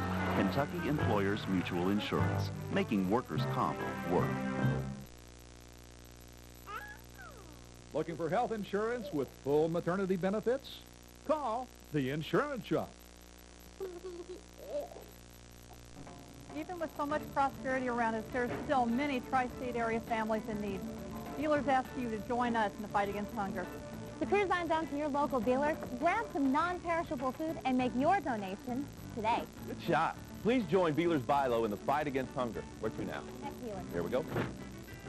Fox 7 and 2,600 dealers associates are teaming up to help families in need because no one should go hungry.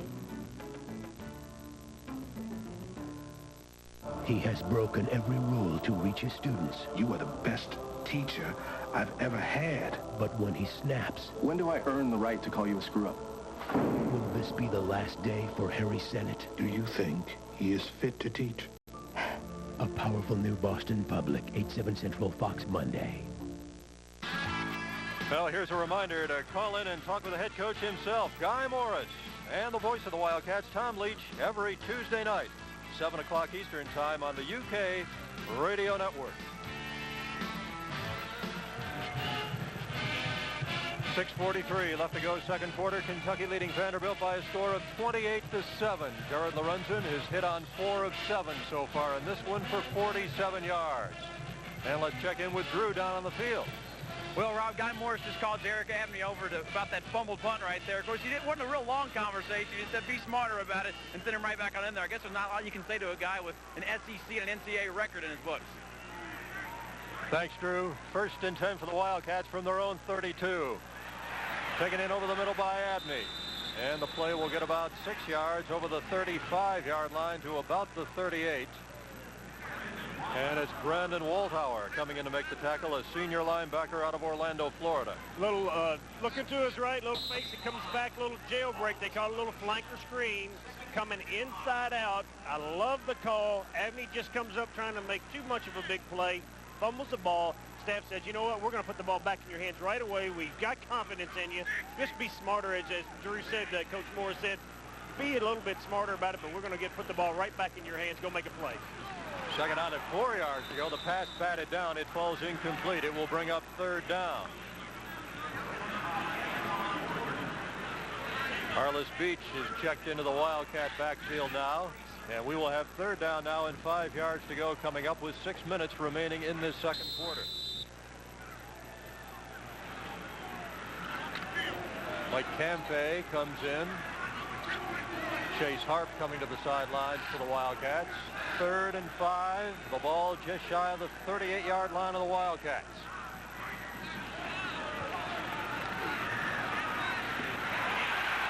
Boone into Vanderbilt territory down to the 48-yard line. A Kentucky first down penalty marker is down back at the line of scrimmage.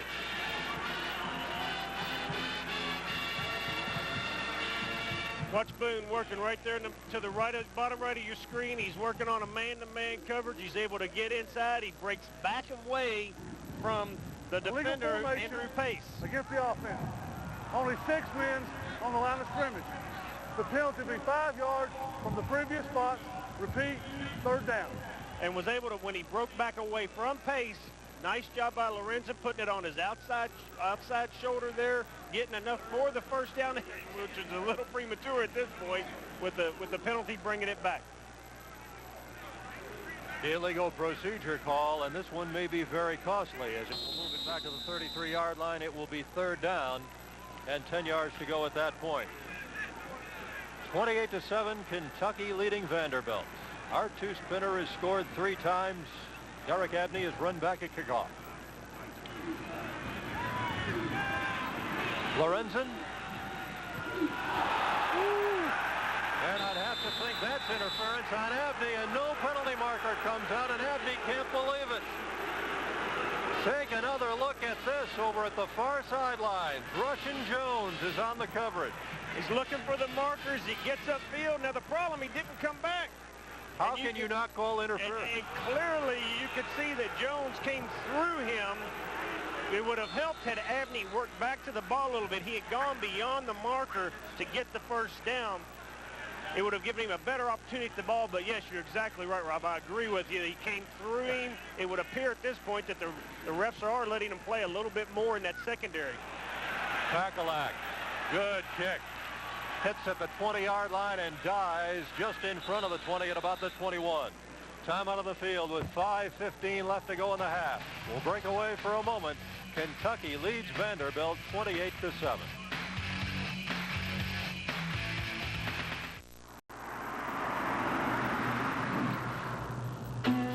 10 at its own 21-yard line, and there's the freshman running back carrying for Vandy, Quane Doster. Vincent Burns makes the stop for the Wildcats. It comes up to the 24-yard line, and we'll call it 2nd down and 6 yards to go. Wind picking up just a little bit now. As you can see the flags above Commonwealth Stadium. Vanderbilt going into the wind here in this second quarter. They just stick with the ground game. And nothing really there at all, as the blue shirts are there surrounding Baracola, the senior out of Pensacola, Florida, senior fullback Jeremy Caudle, leading the charge for the Wildcat defense along with Justin Haydock. Haydock doing a nice job there, Rob, on that defense. He was in last play and was able to sit and turn the play back inside on it, and that time he's got his nose up. What I noticed about this young man is we've talked about him off and on all year. He's always seems to be around the ball. And you got to like that with him and Williams being able to come in and replace these senior linebackers with Lane and Riley. That's a great, great thing for Kentucky's defense for the future. Third down and a long 4, and Cutler under pressure. Wow. And I think he was just able to get the first down. What a nice job as Jay Cutler worked his way to the far side of the field and was able to get it to the first down stick just before he went out of bounds. And he did an excellent job and just did a little had a little, looked like a little power isolation there. And it looked like Doster went the wrong way. It froze Burns and everybody because they didn't know where the ball was supposed to go. Next thing, Cutler looks up and able to use his athleticism, Rob, and got the first down. They were able to get a block there on Quintus Cumbie. And Cutler picks up the 1st and 10 of the 32-yard line. 1st and 10 for the Commodores. 3:50 left to go, second quarter. Cutler throwing it deep. He's got Stricker wide open to the 40, inside the 35. And finally, he's wrestled to the ground at the 35-yard line. Derek Tatum on the coverage is finally able to get the senior receiver down. It covers 33 yards. Little play action again to Doster. Play action is not effective unless you're able to run the ball, and Doster has had some success. You get Stricker upfield on a man-to-man coverage on Tatum. He goes in, breaks it toward the post, gets Tatum running that way, and right as Tatum starts getting comfortable, he breaks it back out to the corner, and at that point, Cutler had already thrown the ball out and let him out to it, and he had the separation he needed to make the play. Well, they've marked it at the 33-yard line.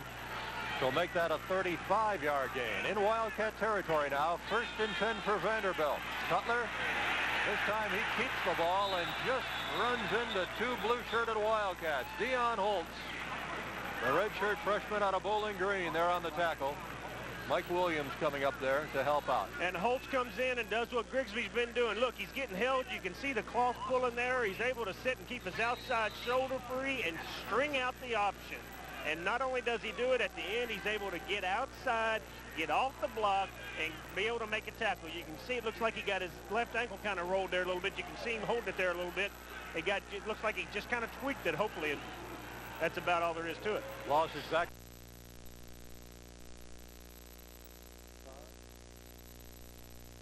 We've had White finds his way over the 32, maybe the 31-yard line before Dwayne Robertson corners him and brings him down.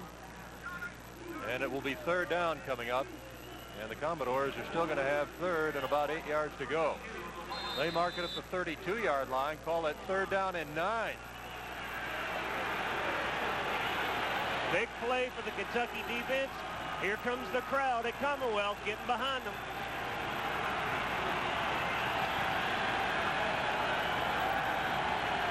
Cutler will work out of the shotgun on 3rd and 9. Here they come. Right back up the middle. Penalty marker goes down inside the 20. And Cutler's all the way down to the 13-yard line. Let's see what the penalty is now. It's in that area.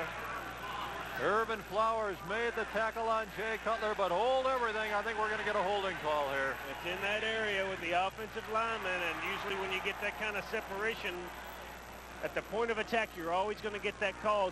That flag's going to come in. Holding on the offense.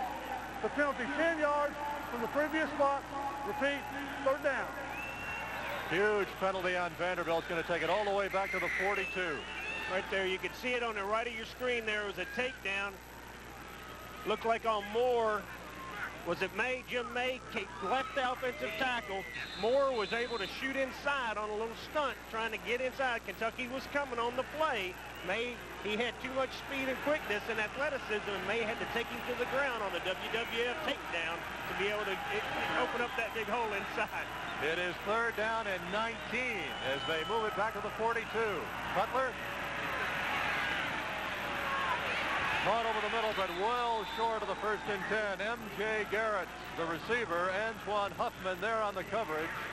And he goes down at the 33-yard line. It'll bring up 4th down and 10 yards to go.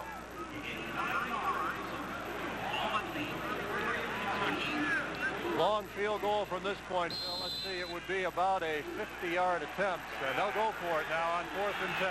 They've got a whole lot to lose at this point. Trailing 28-7 in the game. The 12th man momentum is Big Mo is on UK's side right now. Cutler. They've got the first down, and taking a wicked hit is Stricker, and he bounces right back up just to let the Wildcats defense know that, hey, I'm all right. Quintus Cumbie delivering the hit on Dan Stricker, but a big play for Vandy. It's a first down. A nice job right here of the Vandy offensive line, giving Cutler time. He stands in. He delivers a nice ball right there to his credit, and Stricker's, he holds on. Cumbie got a big hit. Vandy got the first down. It's at the 19-yard line. 1st and 10 for the Commodores.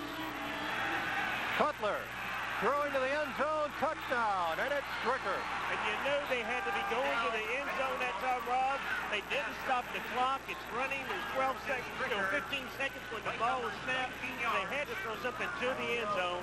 They were not going to spike it at that point with motion coming across the formation. You can see he gives a little play action. Again, same play that got him down there in this position. Stricker goes into the post, breaks it back out to the corner, makes an unbelievable one-handed catch there to bring it in for the touchdown. Dan Stricker, 7th in the SEC in receiving yards. And coming in here this afternoon, he ranked 10th in the SEC in all-time career catches. Here's the conversion attempt by Greg Johnson. It is good.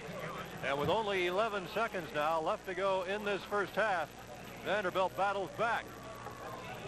And a good throw here by Stricker. He puts it on a line there where there's not going to be, ball's not going to hang up in the air. He puts it right on the outside shoulder. Stricker was able to use his experience, Rob, and his body size and hold Tatum off and then use his right hand to bring that ball in. And Jay Cutler, after getting off to a slow start, has now completed 6 of 14, and he's thrown for 124 yards here in the first half and 2 touchdowns. And he had one earlier to Simone and this one to Stricker. And in Kentucky's defense, we talked about it in the open as far as coming out and, having some concerns about them mentally being able to get into this game. They've made a few good stops. They've gotten a turnover. To give that up right before the half is a little deflating at this point because Vandy now comes out the second half and starts with the ball. And that is not what Kentucky really was wanting to stop them right there and go in with a 3-touchdown lead, given the fact that Vandy is going to get the ball coming out. Derek Abney dropping back deep to return the kick. He's standing in the middle of the field. Arliss Beach here to the near side. And Greg Johnson will kick off. 2 returns today by Abney. One going for a touchdown. The Wildcats still with a 2-touchdown lead here with 11 seconds left to go in the first half, 28-14.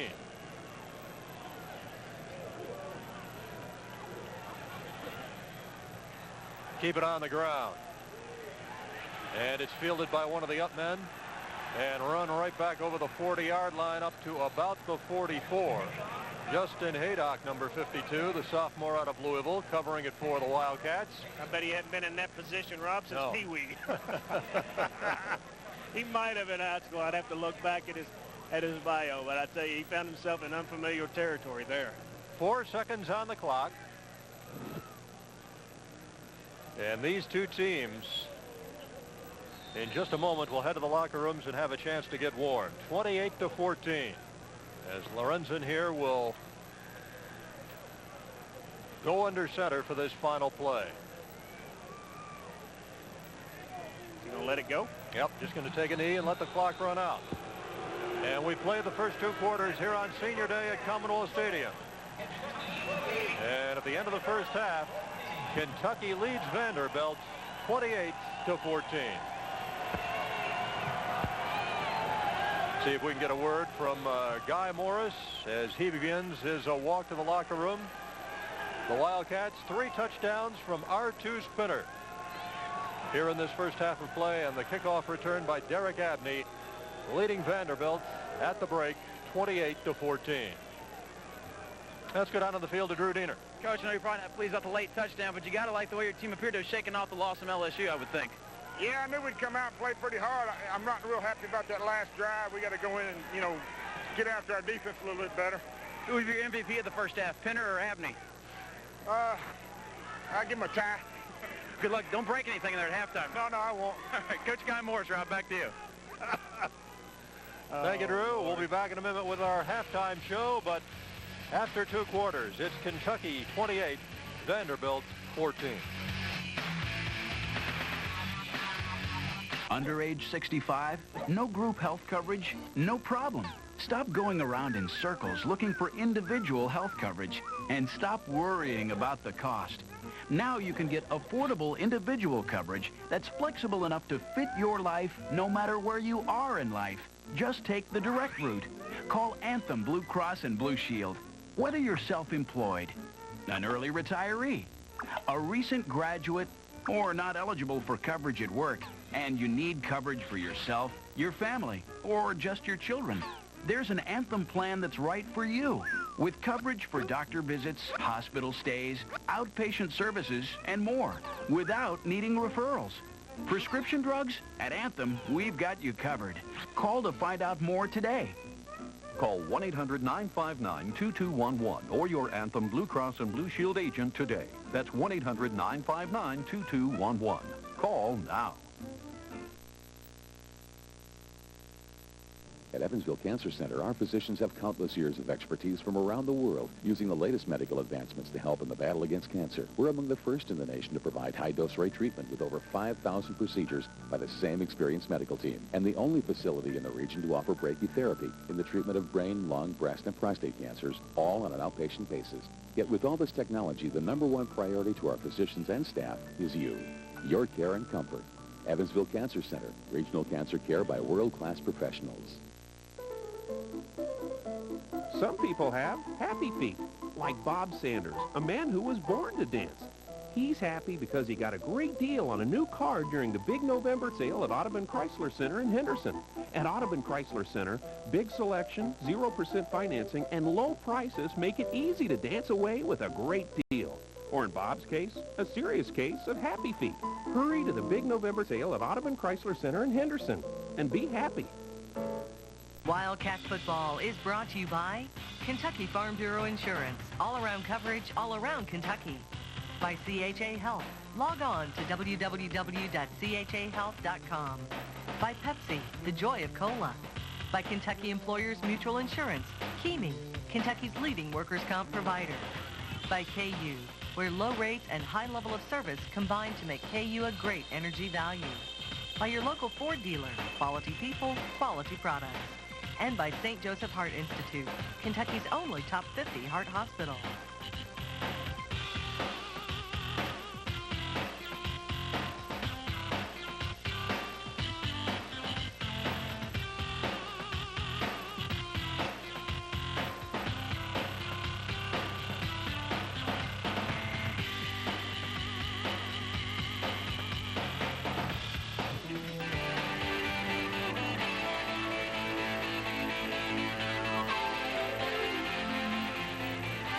We'd like to welcome you to the Anthem Blue Cross Blue Shield halftime show. And welcome back to the booth. Rob Bromley along with Bill Ransdell. Kentucky leading Vanderbilt here at halftime, 28-14. And as Guy Morris said as he went off the field there, Bill, he had to like the way his team came out and handled everything after such a tough loss. Well, we were wondering about that going in mentally. We had heard they'd had a good week of practice. The kids had said it, and they showed it. They came out offensively and took the ball right down the field and stuck it in, and that's what they needed to do. And then on the other side of the ball, defensively, they had some stops they needed to get. I know that Coach Morris, as he said on the way off the field at the half, he'd like to have that one back right there before the half, but he's got to be pleased at this point the way that the team has responded as a whole. It's still a 2-touchdown lead and a record-setting day, as it turns out, for Jared Lorenzen, Derek Abney, and our two spinners. Just a great day all the way around, and Kentucky fans here have got to be excited about that at this point. They've had a big day. They want to come out now, though. Vandy starts with the ball in the second half. Defensively, they got a chance to go back out and reset the tone, if you will, defensively, where they let up a little bit there at the end of the half. I think we got a little rain that might be moving in right now, so we'll see how the second half goes. Coming up in a moment, we'll be back with more of our Anthem Blue Cross Blue Shield halftime show after this. Stay with us.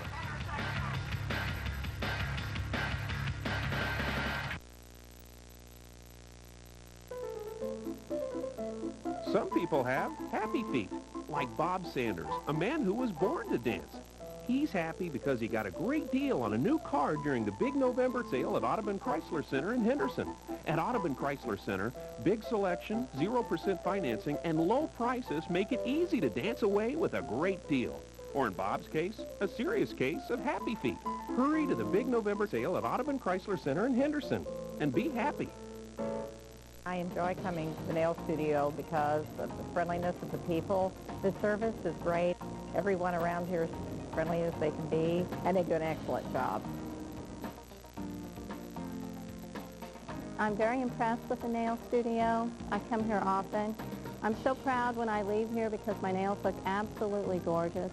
They always do a great job. It's just a wonderful place to go. I'm Cindy Miller from 107.5 WABX, and Fox 7 is on your side.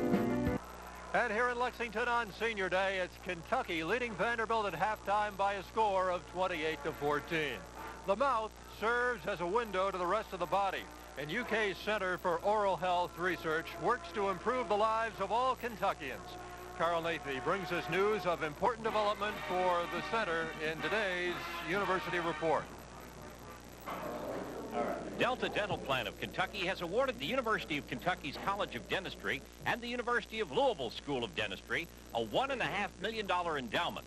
It will be used to enhance research efforts and improve oral health for Kentuckians.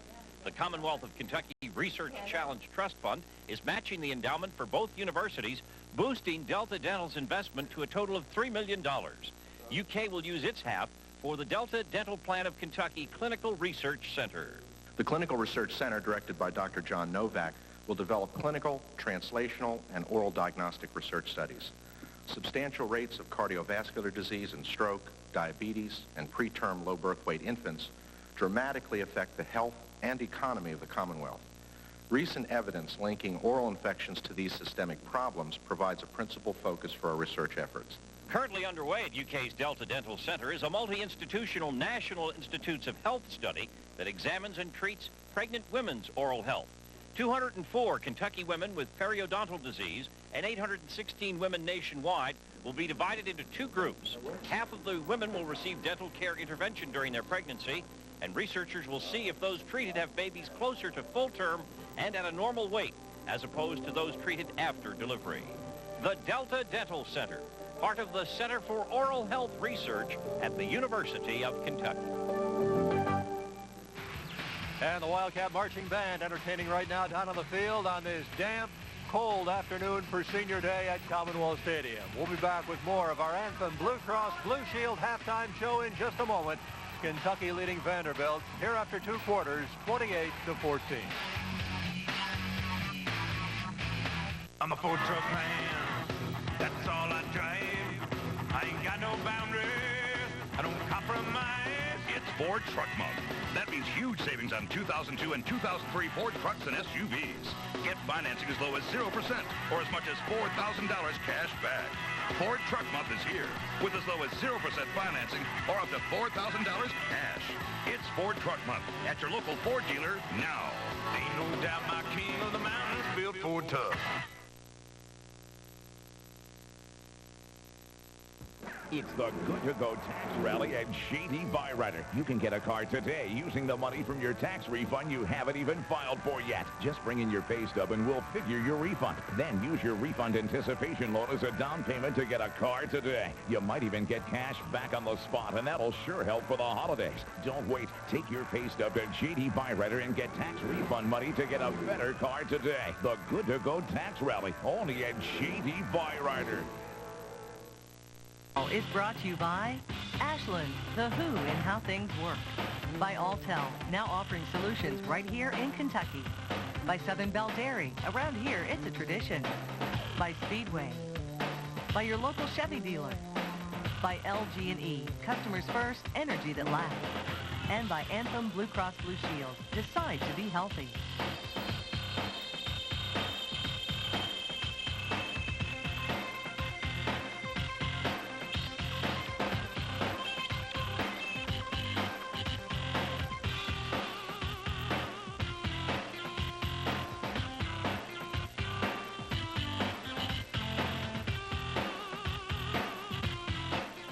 getting set to begin the third quarter of play here at Commonwealth Stadium. We've got some first half highlights as the Wildcats lead Vanderbilt 28-14 here at halftime. Derek Abney with his 7th kick return for a touchdown in his career, 95 yards. Unbelievable. I mean, the young man just has a knack for being able to find the hole and be able to set up his blockers along the way and then get through it and make it happen. And the Wildcats quickly retake the lead after the game was tied up. Good defense by Guy Morris's crew as they get the turnover here on the option. And you can see right here, there comes Atwell, gets his arm in, knocks the ball loose. Caudle had come through, made a tough time on Cutler, and comes back and jumps on the fumble recovery. R2 Spinner, 3 touchdowns in the first half. This is the 16-yarder, the third one that he had. And again, you can't say enough about R2. The stands are going crazy with twos. He's a senior. What a way to go out at Commonwealth. But again, give a lot of credit to the big guys up front. And our first half statistics, as you see, Vanderbilt really with more total yardage in the first 2 quarters than the Wildcats. 206 yards to 180 for the Wildcats. Both teams had a turnover in the first half. Let's check in down to the field now with Drew Diener. Drew? Well, Rob, Kentucky leading it by 14 points here at halftime. They've now held a second half lead in every single game this season, making 11 in a row for the Cats as they lead at 28-14 here at halftime. I do have a weather update for you down here. It's still cold and crappy, but not raining yet, Rob. Good way to put it. And you've been watching our Blue Cross Blue Shield Anthem halftime show.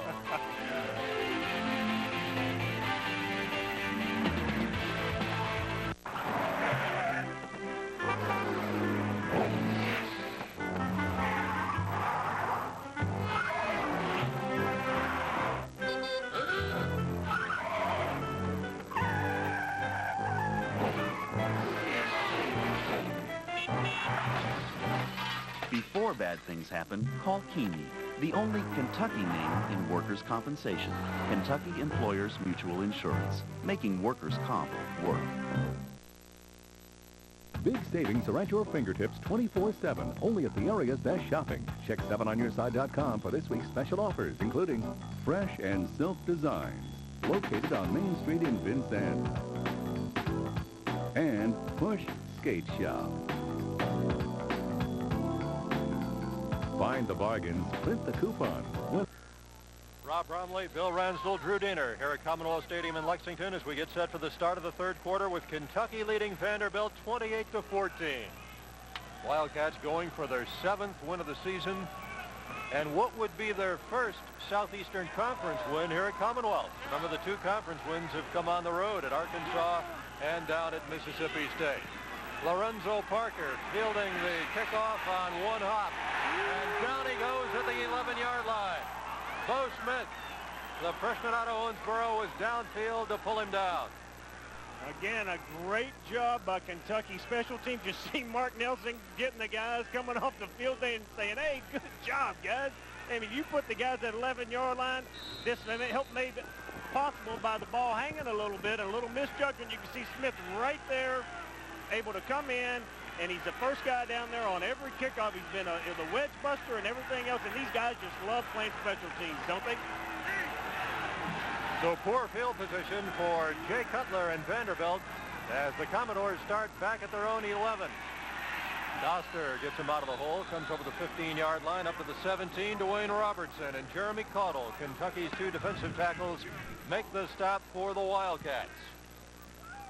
And that's in my opinion, I don't know if that's a halftime adjustment. You got to look at it. Vandy coming out running straight at Kentucky's defense, Rob. Kentucky has shown, and we saw in a couple of replays, their speed and quickness defensively and being able to get to the ball. The best way to attack speed is to run at it or else do some type of reverse. Well, at a gain of 7, line of scrimmage the 18, so it is 2nd down and 3. And this time, Doster does not get very much. Down he goes. Ronnie Riley in there on the hit. A senior out of San Antonio, Texas, who had 10 stops, I believe, last week against LSU, gets one here. And there's Riley coming in right in the middle of the screen. He's the middle linebacker. He's coming in. He feels it good, and Williams comes in and helps him mop it up. Nice start right now for the defense.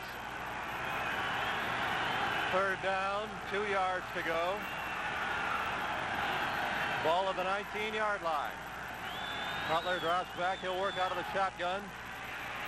Pitches it to Duster, and he's brought down back at the 10-yard line by David Johnson. The senior out of Virginia Beach, Virginia. And they tried to take it and run the option out of the shotgun. Watch on the right of your screen. Johnson is out there. He's lined up on Stricker. Stricker is not able to get his block on him. He gets upfield. Burns had pushed him outside. Johnson's where he needed to be and made a nice form tackle. What a great way for this defense to start the second half, Rob. And Greg Johnson now is going to have to stand back in his own end zone as Derek Abney waits just the other side of the 50-yard line. Good snap. High kick spiraling. Drives Abney back to the 44. Comes to the near side. Gets a block right down the sidelines into Vanderbilt territory. He's driven out of bounds at the 40-yard line. Penalty marker goes down to the 48. I think that's going to be back there at the point of attack, being where Abney had started his return. I think they're going to get some type of illegal block there.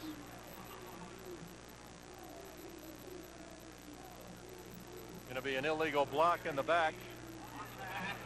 And this will take it back the other side of the 50. On the run back, block in the back against the receiving team. The penalty's 10 yards. Will be first down. And that's a tough call. Watch your screen. Let's see if we can't see. Watch right here. See Bo Smith? He's got some contact right there, right in front of you, and he falls down. It's not that he really blocked him in the back. They were both kind of falling down. They got their feet tangled. I'm going to feel like that the refs had felt they had no other call to make, given it's right there where it's going to be able to break Abney, and they feel like they had to throw the flag out. A little move it back to the 40-yard line of the Wildcats. That's where Kentucky will begin this series, first series of the second half. And we'll break away here for a moment with 12:41 left to go in the third quarter, and Kentucky leading Vanderbilt 28-14.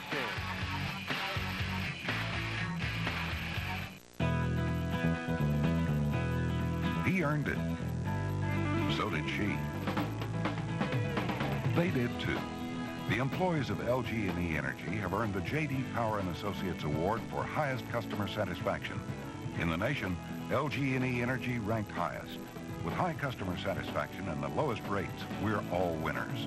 It's awarded once a year, but they earn it every day. KU, customers first, energy that lasts. More and more, Kentucky is turning to CHA Health because access is easier than ever. CHA Health offers one of the largest choices of participating doctors and hospitals in our state, backed by local people who are committed to giving you great service. CHA Health is working every day to support you and your community. If you haven't made the switch to CHA Health, remember, change good. CHA Health, your kind of people, your kind of care. Bring nature to your home with Woodstock Landscaping. Woodstock offers every aspect of landscaping from conception to installation to maintenance. Going through suspension, for this year and all.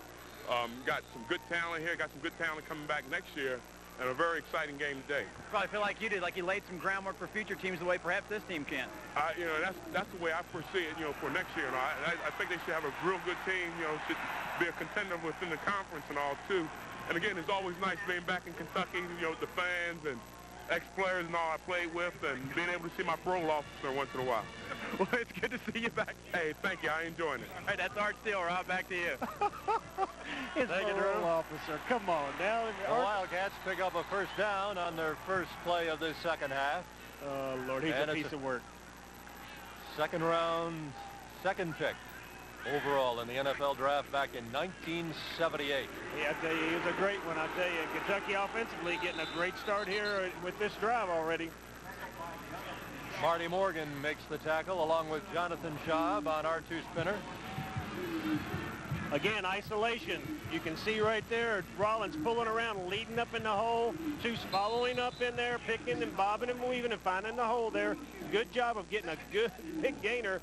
7 yards on the first play there for Kentucky on first down of it. Ball is down now to the 42-yard line of the Commodores. It's second down and 3 yards to go.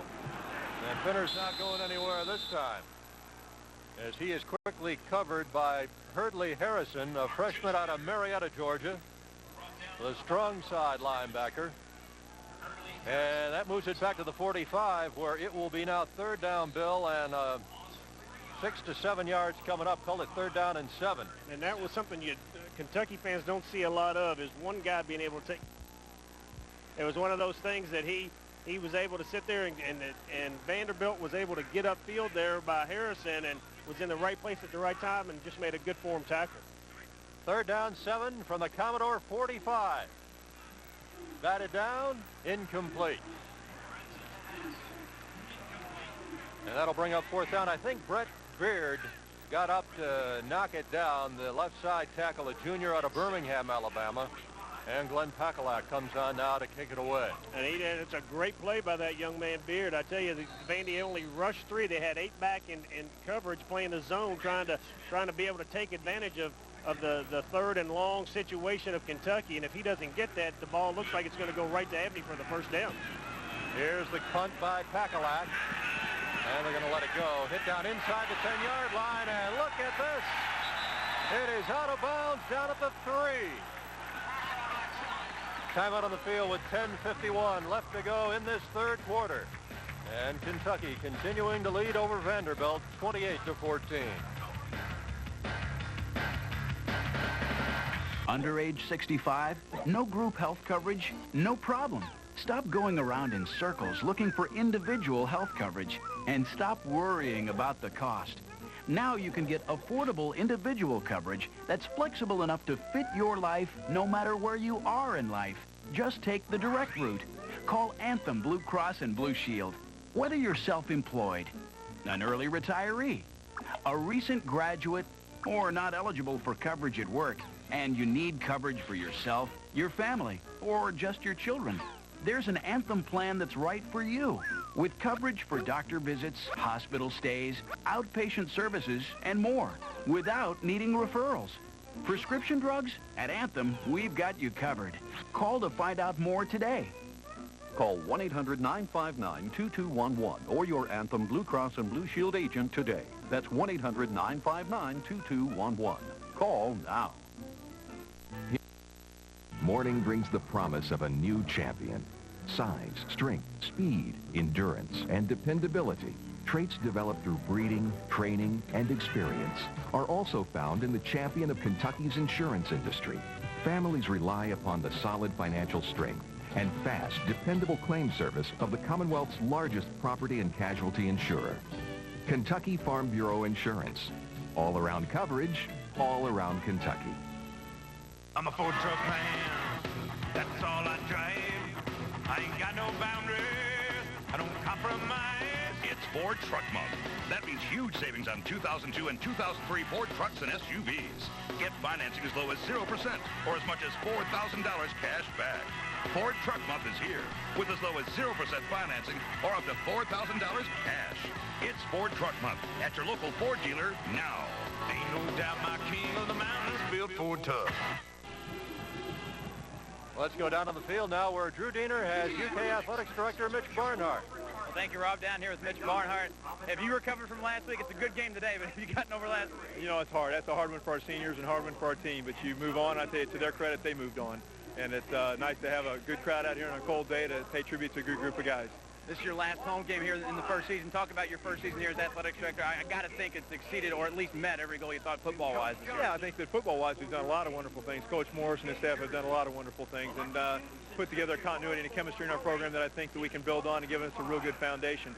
Operationally, we've learned a lot of things that we want to do and some things we want to do differently and get better. And those will be things that we'll continue to grow on.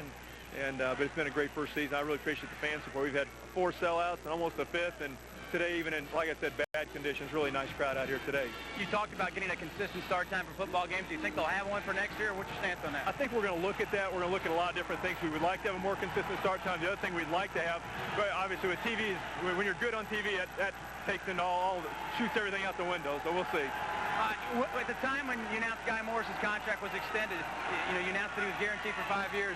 You talked about perhaps a number you guys would work on at the end of the season. Is that what's going to happen? You guys will pick a number at the end of the year in terms of when you announced Guy Morris was going to have the 5-year extension. You said you guys would work on the specific number at the end of the year? Yeah, we'll talk about all those things. We want to sit down and go through the evaluation of our staff and what he's looking for, what he needs, and we want continuity in the staff. If you look across America, the best football staffs and the best staffs in general are people that stay together, coach together, get a feel for one another, and I think there's a real continuity in this staff, a real togetherness. Don't want to lose that, so we'll sit down and if it's or it's not a big issue, I don't think. All right, well, thanks a lot, man. Thanks, Drew. I appreciate it. That's Mitch Barnhart. Rob, back to you.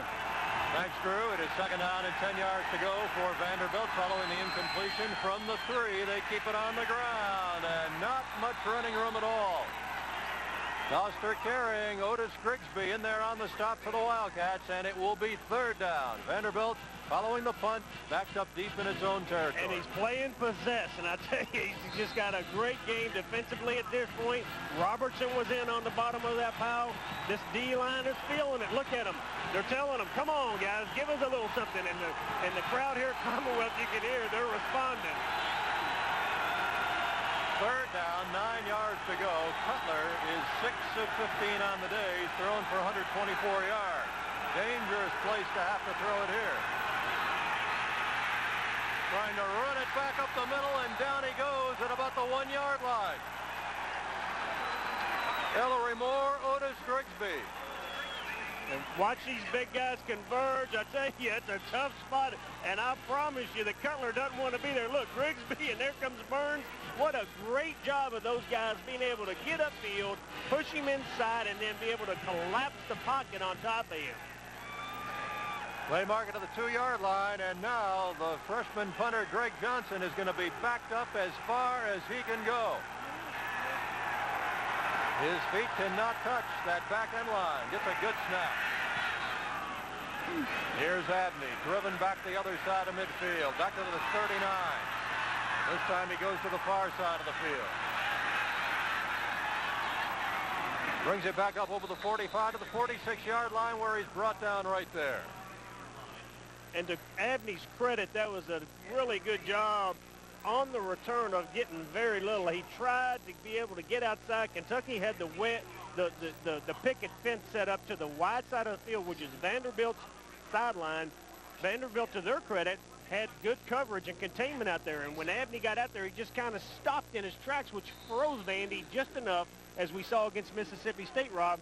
And Abney burst back up the middle. Again, to their credit, though, they were able to converge on him and not let him get the big game, but he was able to make something out of nothing. Line of scrimmage is the 47 to begin this series here in the third quarter with 9:07 remaining. And Kentucky still on top, 28-14. Pinner finds a hole and squirts through down into Vanderbilt territory. Unbelievable. He just ran right through a pack that time. The way he is able to find the holes, and I tell you, I don't know if you can see it, but look, watch this. Here comes Rollins. Look at there. You got to turn sideways to get through that hole. And that's the vision I keep talking about. What a great replay to be able to see that. He gets through, jumps, hops on a leg, hops, skips, and jumps, to get on through there, and is able almost to keep his feet. If he does, he's got a big gainer and maybe even a touchdown. What a nice job, though, again, of him being able to see the hole. Second and 3 as Pinner gets the call again and gets the first down as he fights his way forward to the 40-yard line. First down, Wildcats.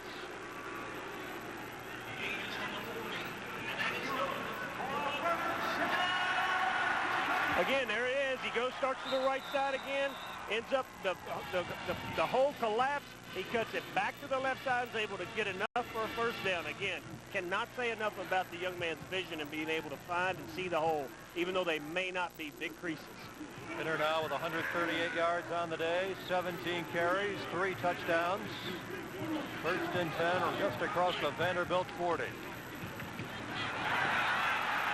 And they swing it out here to Chris Bernard, racing to the far side of the field.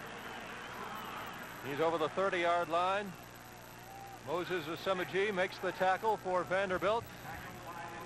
And it's another Kentucky first down. Watch the block there. There's Sims. He gets a block. Watch Abney. Boom. Nice job of taking the legs out. Good knockdown, enough to get out there and give Bernard the first down yardage that Kentucky needed for a first down. Well, the Wildcats on the move. They've marked it at the 29-yard line. First and 10 with 7:36 left to go in this third quarter. Kentucky with a 2-touchdown lead, trying to build on it. Taken in by Sims. Down to the 20-yard line. I think that'll be just shy of a first down. A penalty marker goes down. And let's see what this call is. The Wildcats so far penalized just twice in this game. Hunter Hillenmeyer made the tackle for Vanderbilt. And Sims there, you can see him in your picture, the senior, little jailbreak screen. It's a screen works outside in where the lineman blocked just long enough and let him get inside. Clip against the offense. 15 yards from the spot of the foul, remains first down. Big penalty. This will move it all the way back to the 38-yard line, and I think we'll be able to get a look at it here. What you can see coming to your right of your screen, there comes, there's Sims. Blocking downfield, yeah, right blocking there. downfield. Hillenmeyer. Okay. Looked like he was hit from behind. Tough call sometimes for the ref. They see the end of it. The guys have had containment starting up top, and they fall down with their efforts. But this is 1st and 19, and Lorenzen dumps it off and finds Pinner. And he slips and falls at the 32. Moses Asimagi makes the tackle. Looked to me like Pinner just lost his footing and went down. Well, Jared sitting here taking some time. You can see the little twist up front by Vanderbilt there. Rollins lost his man, but look at him. He comes back and knocks him off just enough to give Lorenzen a little more time to find Pinner. Instead of having a 6-yard, 7-yard sack, they're able to pick up about 5 yards on the play. And now we've got a whistle as the Wildcats come up to the line of scrimmage. It is 2nd down and 14 as they've marked it at the 33. Timeout, Vanderbilt. And Vandy calls a time with 6:26 left to go in this 3rd quarter. And that'll give us an opportunity to break away for just a moment. They're bundled up here at Commonwealth Stadium on a cold, raw November afternoon. Kentucky leading Vanderbilt 28-14. They say travel is broadening. That's why I'm taking a cruise. But to make sure I'm not too broad to board, I'm shaping up to ship out. By drinking Southern Belle All-Natural Ultra Skim. It tastes great, yet it's fat-free. So when I wear my Ultra Skim Fit swimsuit, I will not be the butt of jokes. Try Southern Belle All-Natural Ultra Skim Fat-Free Milk. Exhibit your good taste. There's a place that I travel when I want to roam, and nobody knows it but me. The roads don't go there, and the signs stay home, and nobody knows it but me. It's far, far away, and way, way afar. It's over the moon and the sea. And wherever you're going, that's wherever you are. And nobody knows it but me. Chevy Tahoe, like a rock. For live cats, the latest scores, stats, live total casts, and more, just visit www.ukathletics.com, your school's official athletics website. The Wildcats with one more game after this one. That will be coming up in 2 weeks as they will take on the Tennessee Volunteers down at Neyland Stadium in Knoxville. Next week's an open date for Kentucky. A little easier to be up in one of those booths today than it is out in the stadium. That's a big thanks right there. Sure is. And a nice gesture by the university with the flags flying all above Commonwealth Stadium with the names of the seniors. 2nd and 14. Down goes Lorenzen back at the 45-yard line. So Lorenzen with a big sack as Aaron Carter got in there to bring him down, the sophomore out of Wallingford, Pennsylvania. And you can see Carter working on the left side of your screen there. He's able to get outside. He has a good bull rush there and gets upfield just enough and gets pressure. And Jared was just not quite comfortable with what he was seeing downfield. You got to give credit in that instance to Vandy's defensive secondary for a coverage sack. They mark it at the 44. It is 3rd down and 25. The Wildcats have got to get down to the 19-yard line to get a first down. Lorenzen throwing here to the near side. Chris Bernard inside the 30 to the 27, but well short of a first down by about 8 yards or so, and it will be 4th down coming up. Lorenzo Parker, Moses Asimagi on the tackle for Vanderbilt. And Lorenzo, they just had a little half-pocket roll there. They want to give him a little bit more time because he had 25 yards to get downfield, It's a longer route for the receivers. You want to give the quarterback as much time as you can to survey the field, try to find the open hole. In the end, he had to drop it down to Bernard. He was able to pick up about 12 of it, but it still puts Kentucky a long way off. It'll be spotted down to the 35-yard line. Glenn Pakalak will spot it there. A 45-yard field goal by Taylor Begley, and Pakalak having trouble with a snap, and down he goes back at the 40-yard line. And the Vanderbilt defense holds. Looked like it was a little low snap. Let's see if we can get another look here. And then Pakalak just had trouble hanging on to the football. Came just right at the knee there. That's one of those, though, as a holder, you're going to have to make that catch there, Rob. I mean, that's right where Pakalak's got to catch the ball. And ideally, you want it right in front where all you got to do is turn it and put your finger on it. But those are the kinds that you have to make right there. And Glenn knows. You can see him. He's holding his head going, daggone it. You know what? That just got him so frustrated he was ready to go at it with the Vanderbilt guy right at the end of that play.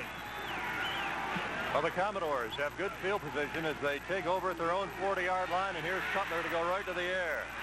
And he's got Garrett here at the near side of the field. Over the 45, fighting forward and close to the first down at midfield. Out of bounds here at the near sidelines. Otis Grigsby on the tackle. The clock stops with 4:41 left to go in the third quarter. Play action again, starting in the second half. To Dostert coming out. Holds the linebackers inside, able to get it outside there on the wide side to Garrett. Good job of Garrett, though, of not going down with the first hit and being able to pick up enough yardage after the contact there to get the first down. Well, they marked it to the 50, so it's a first down. First and 10 for Vanderbilt, right at the midfield stripe.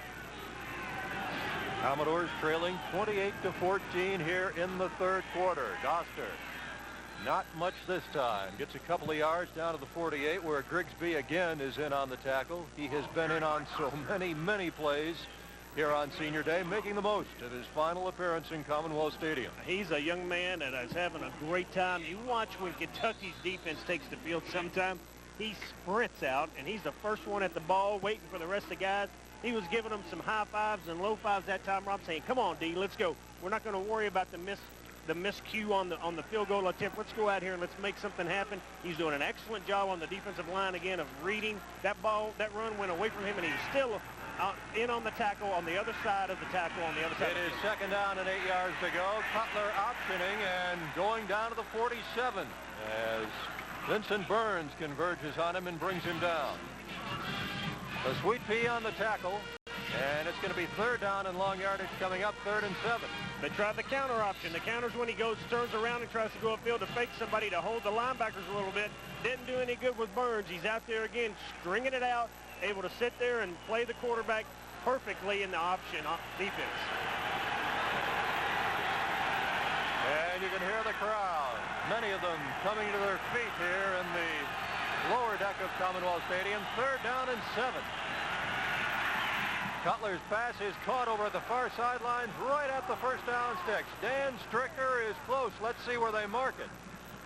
I think they may have marked it, Bill, just shy. I don't think he got it. I think he's going to be about 2 or 3 inches short from the tip of the stripe. I think is what he's going to be missing it by. Again, it's going to depend on the mark and our angle as much as anything. It's going to be close. Now they're going to have a measurement here, and they don't have to bring the sticks very far. Bring it out to the sideline here and just stretch it out and see where it is. First down by an inch. Woo! There's a mark. I don't know. You can see that piece of turf that was up behind the ball. Maybe that was there before that play. The Vanderbilt drive continues. 3:10 left to go in this third quarter. Vandy down by a couple of scores at 28-14, but not by any stretch of the imagination out of this football game. From the 40, Cutler to the air. Incomplete. That one was intended for the tight end, Tom Simone, who caught the first touchdown pass for Vandy here this afternoon. Bring up second down and 10 yards to go. Good job there. You can see again when that play was developing, Grigsby put him pressure, got his legs taken out, but when he got his legs taken out, Rob, he went into the barrel roll. He was doing whatever he could do to disrupt Cutler. Then Riley came from inside out from his linebacker position, put enough pressure on Cutler for Cutler not to make the precise throw. Pitch it back to Doster. He's got a first down and a lot more inside the 20. And Doster diving for the pylon. They're going to mark him out of the 1-yard line. What a run by Quinay Doster. 39 yards for the freshman back out of Tampa, Florida. Now this time, instead of running the speed option down the line, they run the dive option. They fake it inside. That holds the linebacker. You can see Morse Lane reaching for him. That held him just enough to get Cutler outside. And then downfield, you can see Garrett was doing his job at the receiver position and being able to keep the block on the defensive back of Cumbie there just long enough for Doster to get downfield and make an extra 10 yards. They marked it just inside the 2-yard line. Cutler on the keeper, does not get to the goal line. It'll be second down and goal coming up. Mike Williams on the tackle for the Wildcat defense. Doster now on the day has gone over 100 yards. 107 yards on the day for Quinay Doster. He had 101 against Mississippi, 118 against Georgia, and 109 against UConn. So he could very likely end up with his biggest rushing day of the season here this afternoon against the Cats. It's at the 1, second and goal at that point. Doster. No indication yet other than the indication coming from the Vanderbilt players. So let's see where they mark this one. It will be just short. Otis Grigsby coming in there along with Ellery Moore to keep him out of the end zone. And it will be third down and goal right down to the goal line. It is inside the 1, just shy of the goal line. Here comes the 13th man. When you're at home, the 12th is momentum. Here's the 13th, the home crowd. See if they can help this defense.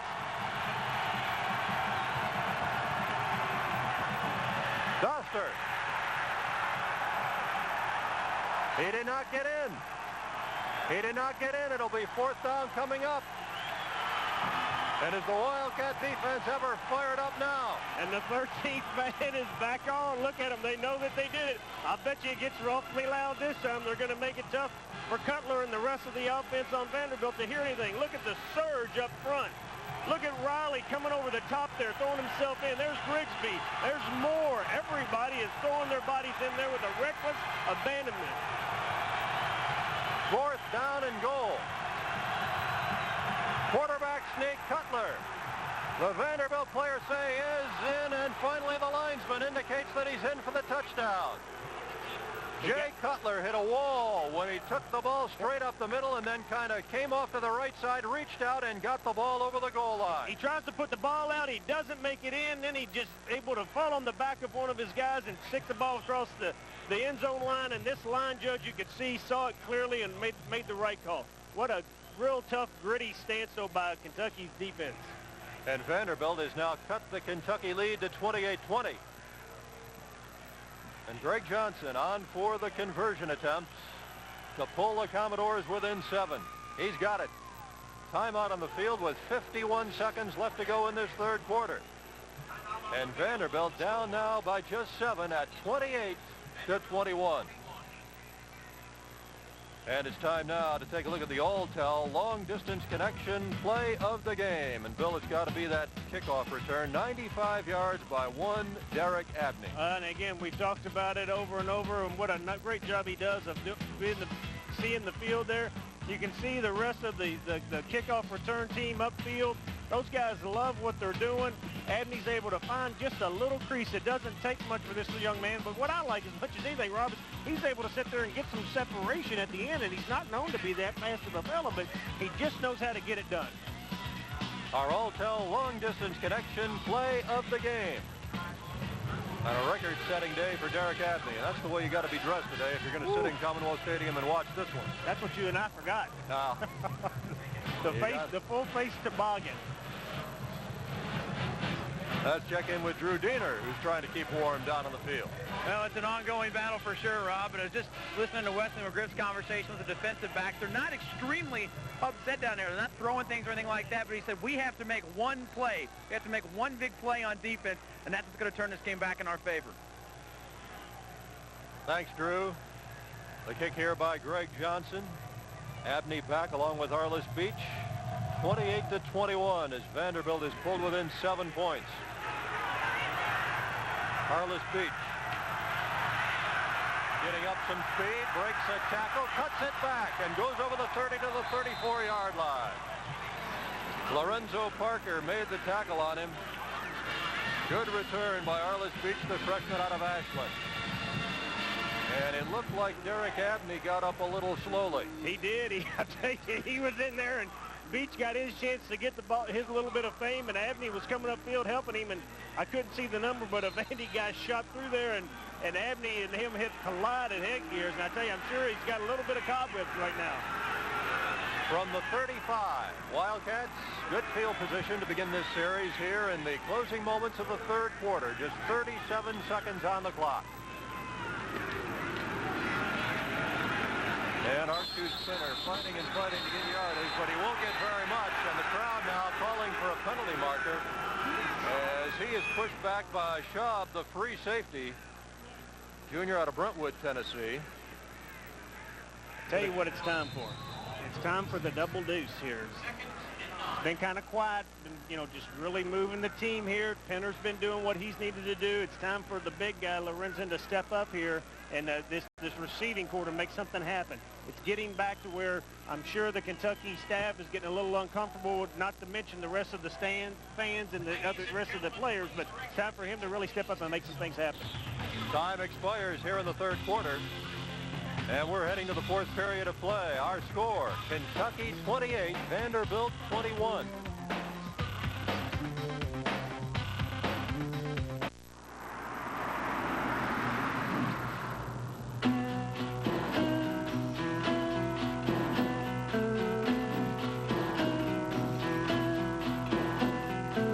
For more than 60 years, we've enjoyed being a part of people's lives. Now we're a part of yours. Get caller ID, call waiting, and more in one convenient package. Sign up now and get a free caller ID phone. Altel. Are you connected? Turn me up. Come feel the joy all around. Each generation has found it. That's their own understand. Come to lay it out. You got your own kind of groove. Baby, you can't sleep, it's your mood. And since that leave, you can't lose. Shout it out.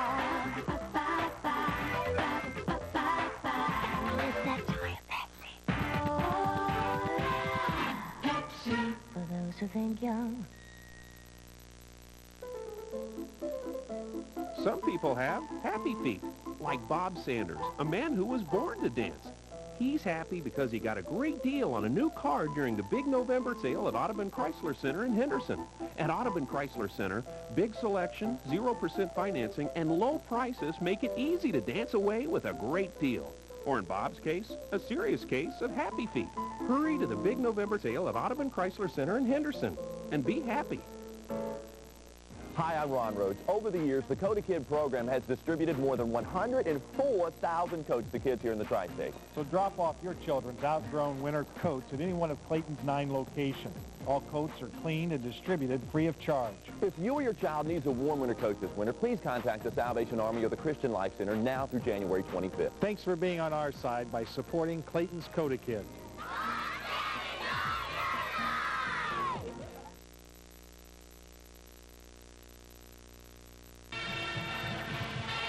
Rob Bromley with Bill Ransdell and Drew Diener here on an ice-cold Saturday afternoon in November at Commonwealth Stadium for this old rivalry between Kentucky and Vanderbilt.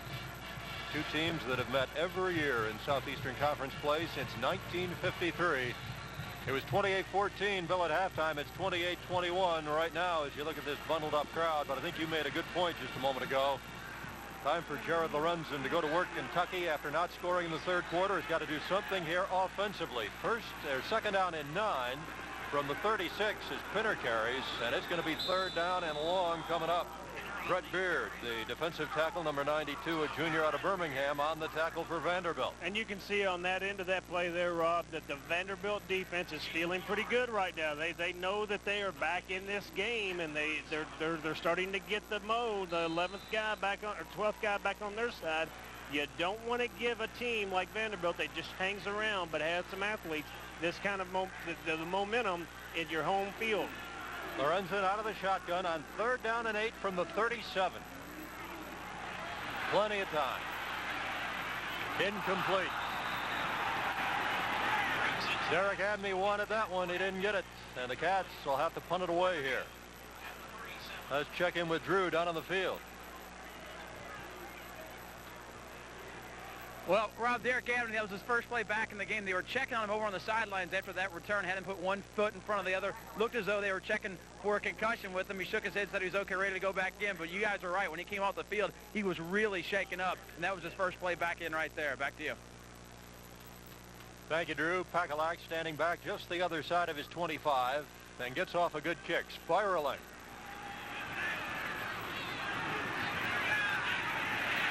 Brandon Smith is quickly covered here as Ronnie Riley got downfield in a hurry.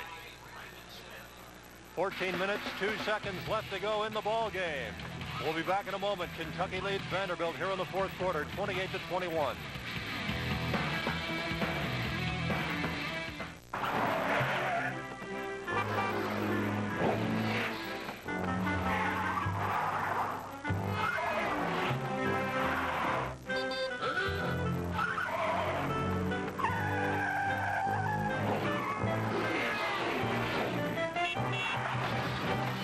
Before bad things happen, call Keamy, the only Kentucky name in workers' compensation. Kentucky Employers Mutual Insurance, making workers' comp work. He earned it. So did she. They did too. The employees of LG&E Energy have earned the J.D. Power & Associates Award for highest customer satisfaction. In the nation, LG&E Energy ranked highest. With high customer satisfaction and the lowest rates, we're all winners. It's awarded once a year, but they earn it every day. KU, customers first, energy that lasts. Even with so much prosperity around us, there's still many tri-state area families in need. Dealers ask you to join us in the fight against hunger. So cruise on down to your local dealer, grab some non-perishable food, and make your donation today. Good shot. Please join Beeler's Buy Low in the fight against hunger. Where to now? Next dealer. Here we go. Hawk 7 and 2,600 dealers associates are teaming up to help families in need because no one should go hungry.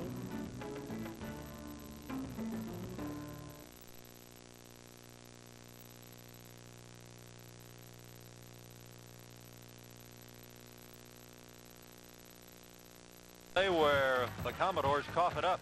And again, that's just they were running the sprint option down the line there. Kentucky's pursuit, you could see, was out there. There's Atwell coming in, kicking the ball out. There comes Jeremy Caudle. I tell you, he's a big guy. Bench presses over 400 pounds, and I don't want to be on the bottom of that pile trying to take that ball away from him. Our Kentucky Farm Bureau all-around coverage defensive play of the game. Early 4th quarter, 14 minutes, 2 seconds on the clock. Vanderbilt has it first and 10 at its 24-yard line, and here goes Cutler to the air, throwing to the far side. Stricker diving for that one, couldn't come up with it. Antoine Huffman back there on the coverage. You know, and I go back to what Drew was saying. He reported on a couple of breaks ago. He said that Coach McGriff said, look, defensive secondary, we need to make a play here, and that'll be the difference in the game. And I think it's such a true statement. You can see it now that you feel it. Everybody, you can sense it in the stands here that they're saying, come on, D, let's step up, let's get this big turnover, and let's make something happen. And Kentucky's defense definitely needs to do something here to get the momentum back on their side. 2nd down and 10. Goster. Hit right at about the line of scrimmage, got maybe a yard, but not much more than that, as Dwayne Robertson was right there on him along with Ronnie Riley. And short of a turnover, the best thing you can do is have good fundamental football. Watch the way Kentucky's defensive line and linebackers converge. Vandy going back to the isolation right up the middle. Watch this. Doster sitting there, thinks he sees a hole. It converges. There's Riley. You can see him at the bottom of the pile again, and there's Robertson. Well, big field possession play right here. This is 3rd down and 9. Cutler sacked back inside the 15-yard line. Dwayne Robertson. The junior out of Memphis was coming hard, and down goes Jay Cutler, and Vanderbilt will have to give it up. And there's a big play. You can take a sack all day. You love the turnover. And look, Robertson just keeps working, and he's so quick, Rob. People don't understand how quick this guy is for a big guy. It looked like Cutler. It looked like it caught him off guard. And you know that he's looking upfield trying to keep his eyes upfield, but he was on him before he had a chance to bat his eyes. Big play for the Kentucky defense, because now Johnson is standing back inside his 5-yard line here to punt it. Derek Abney going to the far side is going to let it hit just at midfield, and it goes down into Kentucky territory and out of bounds right at the Kentucky 40-yard line.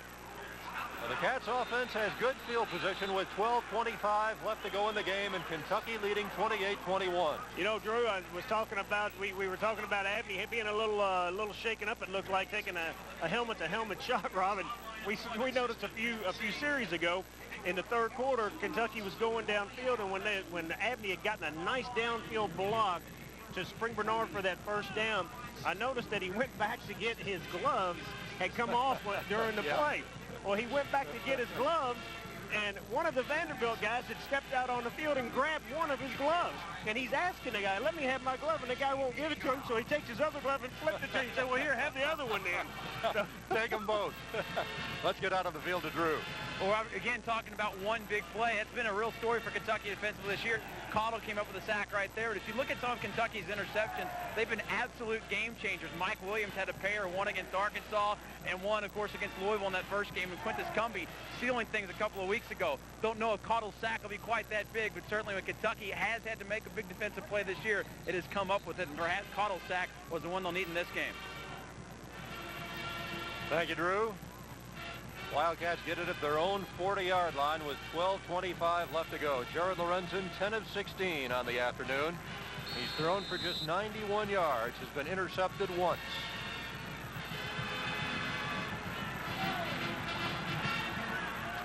Of course, it was Lorenzen a year ago, Bill, having that big day down in Nashville against the Commodores, where he threw for more than, 450 yards. Phenomenal day he had. 1st and 10 of the 40.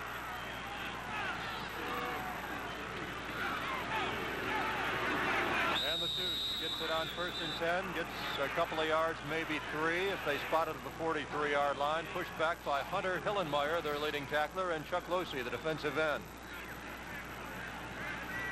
Hillenmeyer, who had 16 tackles last week against the Florida Gators and came in with 95 hits on the season, number 47. Call it a gain of 3 at his 2nd down and 7 yards to go at the 43-yard line. And Artus again comes up to the 45, but that's all. And it will be 3rd down and about 5 yards to go. Big play here for Kentucky's offense. I tell you, they started the game out the way we felt like that they needed to do. They needed to take control offensively to let that defense know we're here to support, set the tone as they did. They've come out, though, the second half and really haven't been able to sustain anything. This is as big a 3rd down as this offense has faced this year. From the 45, 3rd down and 5. Quick throw over the middle, and it's incomplete. Now, wait a minute now. They call it incomplete, yes. Hunter Hillenmeyer right there to break it up, and the Wildcats will have to punt it away. 3 and out. Look at it here. Yeah, no, 3 and out for Vandy. They got to feel good. You can see Jared trying to throw it to Boone. Watch right here to the left of your screen. Trying to hit the little slant inside there, but Vandy does a nice job in being able to get on Boone, and you had the backer dropping back to help shore up the tackle. Brandon Smith is dropped back to his own 20. Here's Pakalak's punt. High spiraling kick. Driving Smith back inside the 10. And Tommy Cook is right there to pull him down. And the Commodores will be backed up to begin this series with 11:04 left to go in the game. Tommy Cook The sophomore out of Victoria, Texas, downfield in a hurry to cover this one. Just does an excellent job on coverage. He starts outside. You can see his angle coming left to right, is able to get inside, and then does a good job of just making a good form tackle. They marked it at the 10-yard line. First and 10 right there. I beg your pardon. Let's call it the 9 officially. It's just shy of the 10.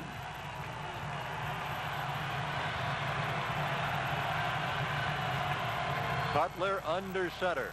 Going to throw on first down. Wide open, Garrett over the middle. Plenty of room. Across the 25, comes up close to the 29-yard line. M.J. Garrett.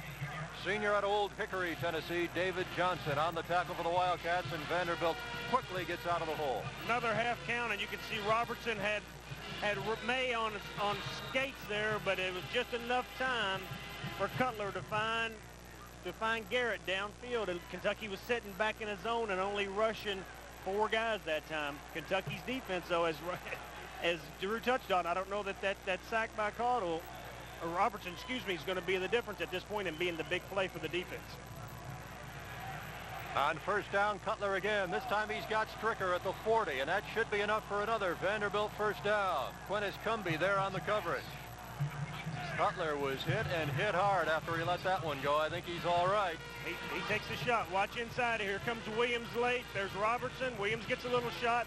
Just does a nice job, though, of standing in the pocket. You got to give Cutler a lot of credit. The young man has taken a shot time and time again today. He's able to deliver the ball right where it has to be. Cumbie was all over Stricker's back, and a nice job of bringing the ball in by Stricker. Stricker now has 6 catches for 92 yards on the day. It's a first and 10 for Vanderbilt. The Commodores from their own 40. Cutler, incomplete, and the heat was starting to build on him there, and he just decided to get rid of that one. I think to Kentucky's defense there, you gotta give a little credit there. I mean, the secondary was doing a nice job. They were playing some zone, and they had everything covered up, and they were able to get pressure with only the 4 guys on the 5 offensive linemen of Vanderbilt. And if Kentucky's secondary can continue to do that, and their line and the D line can get just another step, they may force Cutler into a bad throw to where Kentucky can get that break they're looking for in the secondary and get a pick. Second down and 10 as Cutler goes under center. Runs the option, pitches here. And sweeping to the near side over the 45-yard line. That was Jason Bork, who had just come into the ball game.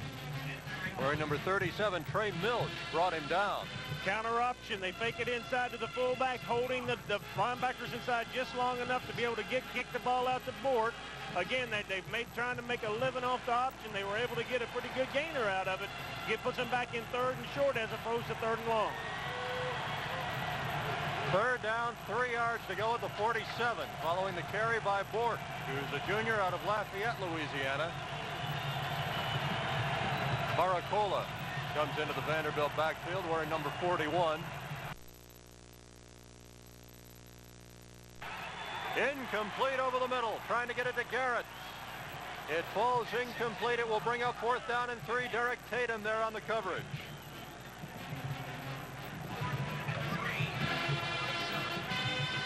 The Kentucky defense does its job. Vanderbilt moving the ball from its own 9-yard line up to its own 47. Bill, that was a big 3rd down play with 8:58 on the clock. Good job there of Kentucky's defense stepping up and stiffening again. They've been giving and giving. They haven't broken really that much. They've given up a few big plays, but they were able to keep everything in front of them that time. A good job by Tatum of staying with this man all the way. Now Mr. Excitement's back again for Kentucky. Here's the punt by Greg Johnson. Short kick. End over end's going to hit around the 20. And the Wildcats are going to be backed up. They'll have to start at their own 12.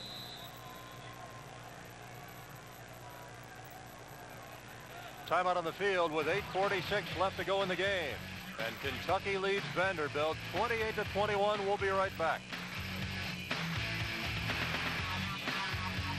More and more, Kentucky is turning to CHA Health because access is easier than ever.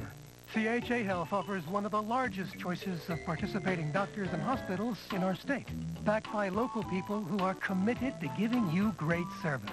CHA Health is working every day to support you and your community. If you haven't made the switch to CHA Health, remember, Change is good. CHA Health, your kind of people, your kind of care. Bring nature to your home with Woodstock Landscaping. Woodstock offers every aspect of landscaping from conception to installation to maintenance. Let Woodstock take care of you. Consult our landscape architects for a distinctive look for your home or business. For the gardener, you'll find a nursery stocked full of unique and unusual plants. And don't forget the gift shop. You'll find everything to decorate your garden and home. Look for money-saving coupons on the area's best shopping at 7onyourside.com. Woodstock Landscaping, north of the Newburgh Post Office on State Road 261. Some people have happy feet, like Bob Sanders, a man who was born to dance. He's happy because he got a great deal on a new car during the big November sale at Audubon Chrysler Center in Henderson. At Audubon Chrysler Center, big selection, 0% financing, and low prices make it easy to dance away with a great deal. Or in Bob's case, a serious case of happy feet. Hurry to the big November sale at Audubon Chrysler Center in Henderson and be happy.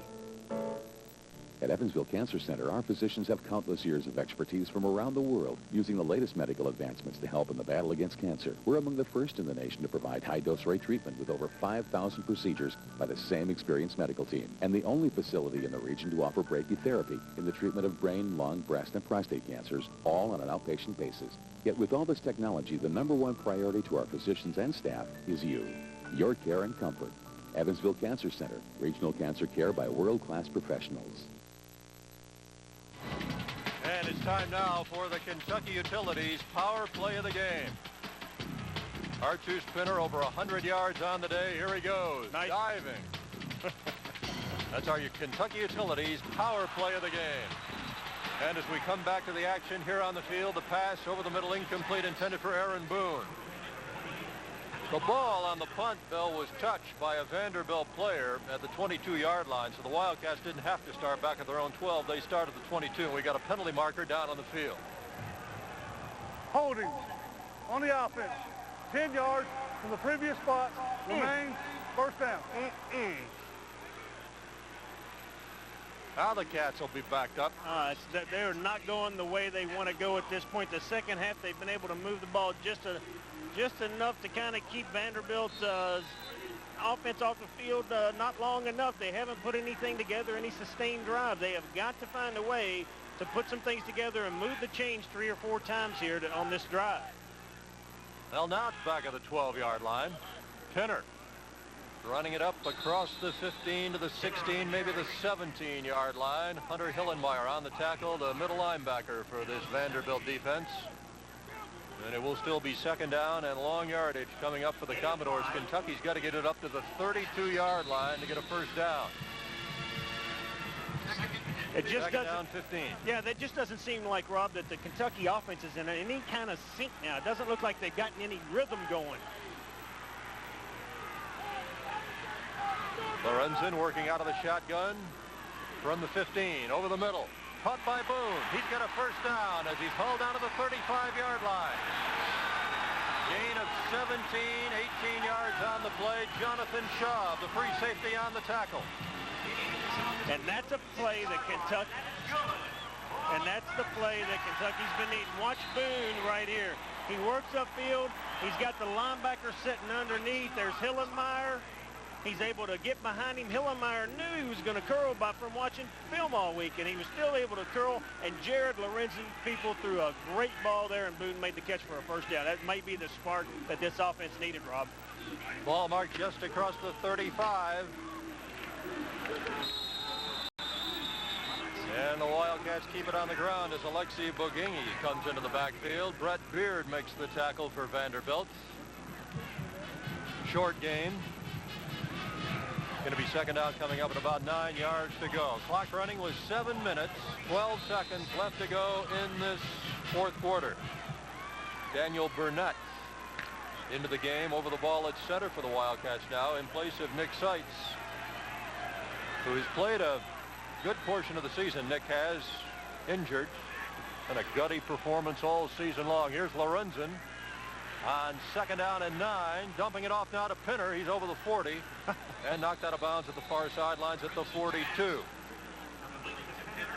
And they say he stayed inbounds. Mike Martin on the tackle, the free safety. So the clock continues to run now with 6:35 remaining. Heads up play by Jared Air. Watch him. Containment breaks down a little bit, flushes him. He looks and says, you know, I can run, or I can give it to the guy that does most of the running and is good at it. Let me give it to Artus and let him go do what he can with it. 3rd down, 4 yards to go from the 42.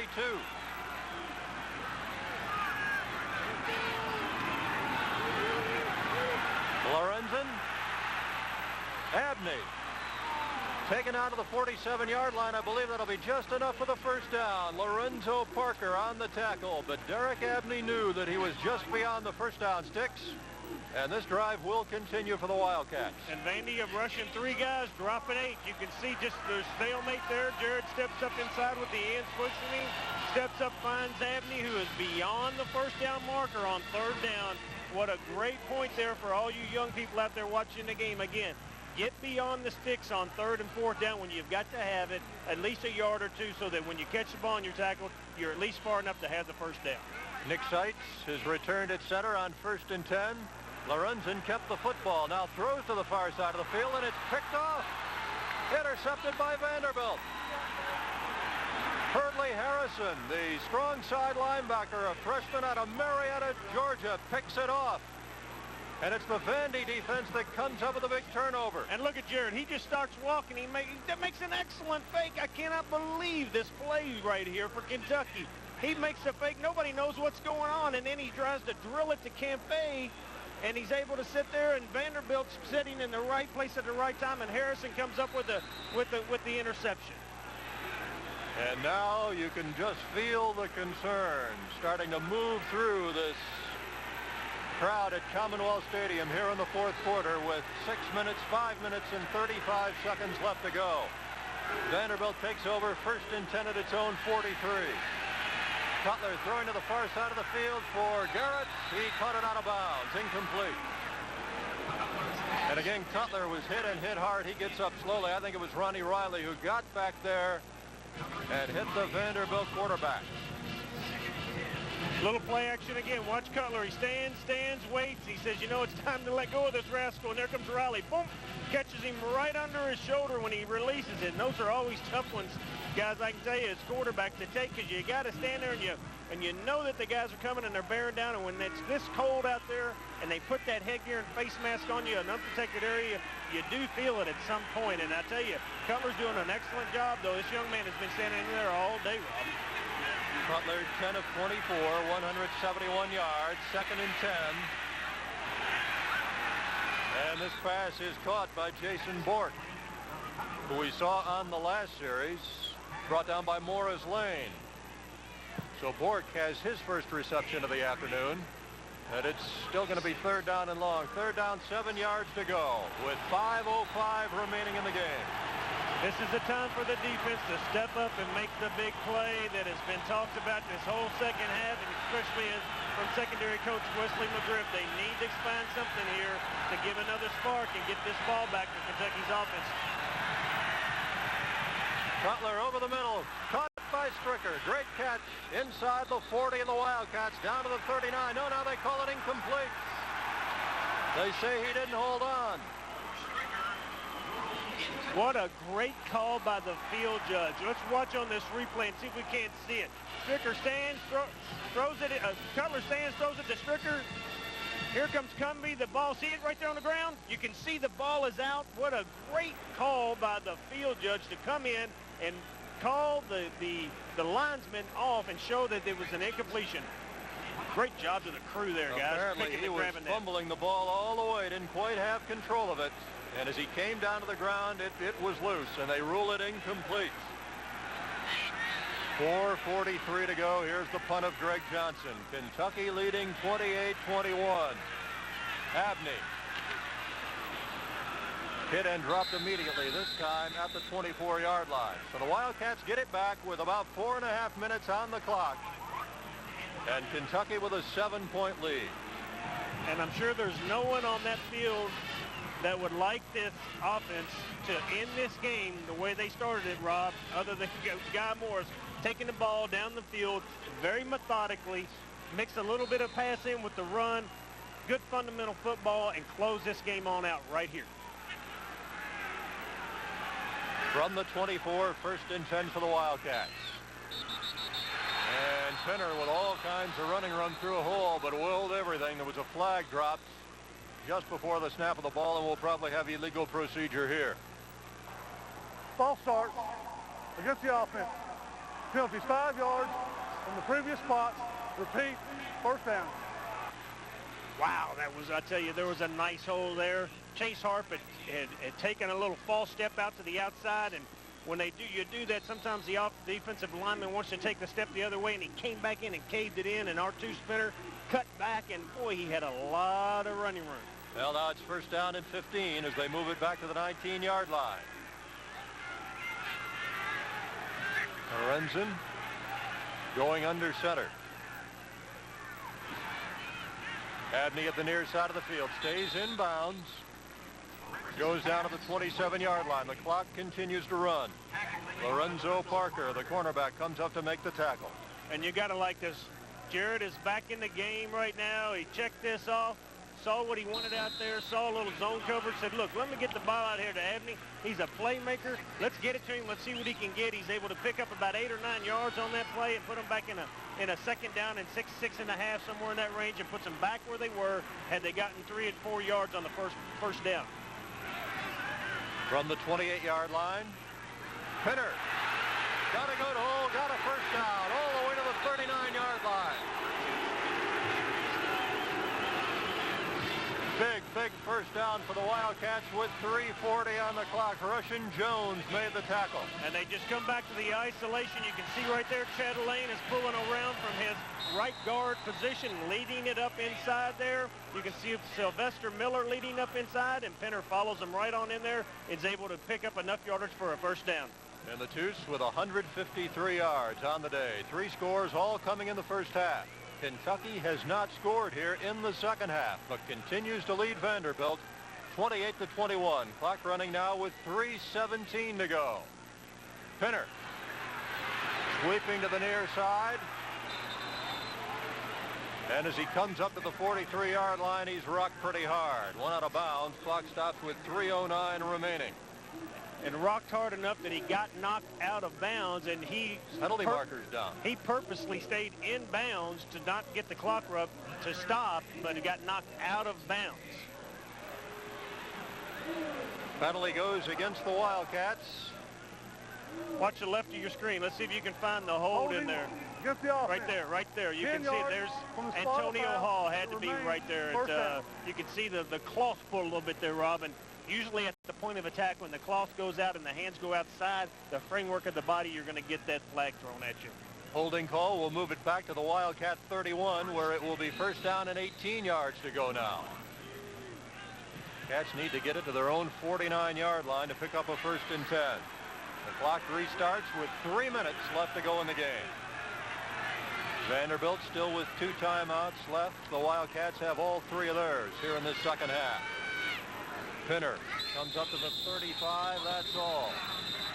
And now tempers flaring a little bit. Mike Campe getting into a little bit of a shoving match with, it looked like Russian Jones there, number 11, the cornerback. And timeout is called by Vanderbilt with 2:47 left to go. Let's get onto the field and check in with Drew Diener. Drew? Well, guys, I got to say, before this drive started, I saw something I don't think I've ever seen before. Mitch Barnhart, the athletics director, went to the entire offensive line and said, boys, let's finish him off right here. Went to each one of them individually. It's something I've certainly never seen here on the sideline of a Kentucky football game. Back to you. Thank you, Drew. It will be 2nd down and 14 yards to go for the Wildcats from their own 35. Vanderbilt with only 1 timeout left. So it's do or die right now for the Vanderbilt defense, Bill. Big 1st down for Kentucky. They've got 2 plays to get the 14 yards, and I tell you that it's going to be a question. They're going to try to throw the Toots in there. I wouldn't be surprised to see them come back with the screen or try to hit the little curl zones and know they've got 2 downs to do it.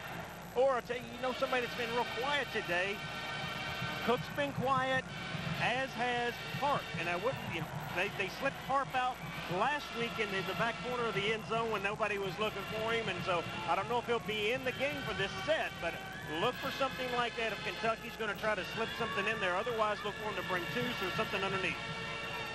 At one point in this game, the Wildcats led 28-7. It was 28-14 at halftime. It's 28-21 right now. The only score of the second half came on that one-yard run by Cutler in the closing stages of the third quarter. Second down and 14. Kentucky stays right on the ground to Pinner, finding running room here to the near side. And over the 50-yard line, he's driven out of bounds. He's got a first down. Into Vanderbilt territory at the 47. Jonathan Schaub drove him out of bounds. 20 yards on the pickup, and what a big first down bill this is. And you can see right there that Hall and Chatelain, and you can see Rollins blocking it down. Two saw what happened. Everything got caved inside. He bounced, took a little sidestep and bounced it outside and was able to get enough for the first down. If he could change anything, he would have stayed in bounds, but he had enough for the first down. Got driven out of bounds by the Vandy defensive back. Career yards now for Artus Pinner. Boy, what a season he has had. Here's Pinner again. And he'll take this one inside the 20 down to the 10-yard line.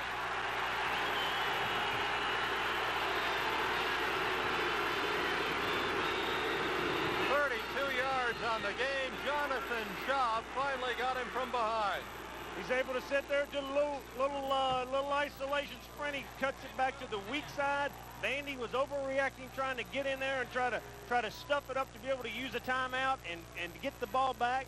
And Toos cuts it back into the wide open hole that was created on the backside by Hall and Chatelain, caving everything back down inside, and then it was just off to the races for the young man. Well, on these last couple of carries, Toos has gone over the 2,000-yard mark in his career. Of course, he's well over 1,000 on this season alone. And Kentucky in the process now of locking this game up. First and goal at the 10-yard line. And Justin Giboney comes in to make the tackle on Pinner right at the 10. Timeout. Vanderbilt. That's their last. Uses its final timeout here with a minute 51 left to go in the game. And those are not boos that you're hearing right there before that play. That's everybody saying Toos. They love him. He's had a great day today. I tell you, he's got 215 yards rushing today. What an effort by that young man. I tell you, it doesn't get much better than he has had today at this point. And look at him acknowledging the crowd. You got to love that for a senior. Hellcat fans looking for that perfect game face shirt, hat, or piece of memorabilia? Just stop by any Fans First location inside or outside Commonwealth Stadium on game day, or call 859-224-0267 to get your free brochure. What a season it has been for Artus Pinner.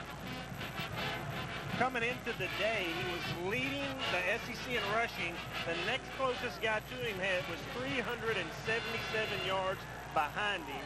And I definitely think before the day's out, depending on what else goes on around the league, he's putting a lot more separation between him and the rest of the pack.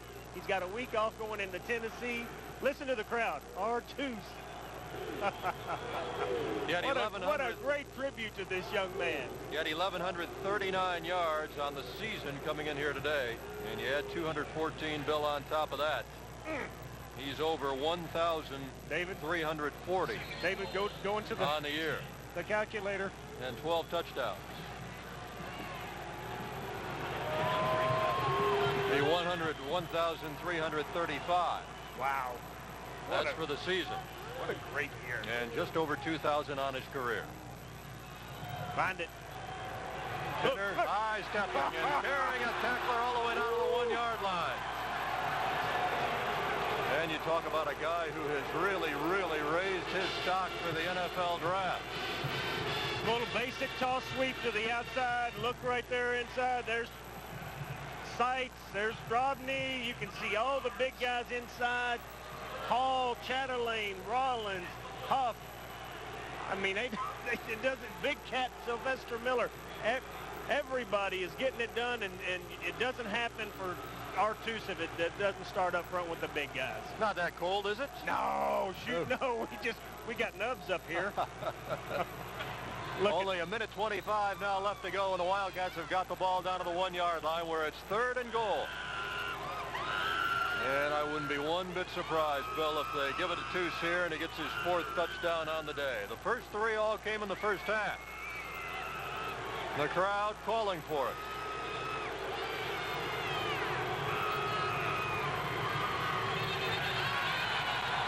Trying to dive in and get the touchdown. Did the ball come loose? Vanderbilt says it did.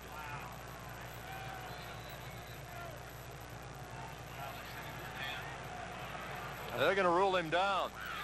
I don't know that he didn't get away with one of those there. Boy, I tell you, he led with the ball trying to get it into the end zone. We can take a look right here. Watch him lead with the ball. See him stretching it out? Reaching out. He's down. He's down. The ball's out. Good call by the ref. That's just, again, you can't say him up. I mean, look what he's doing. He's sitting there. He's laying it out. He's doing what he can. All effort.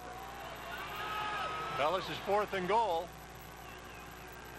And Pinner again, barreling it in. Touchdown.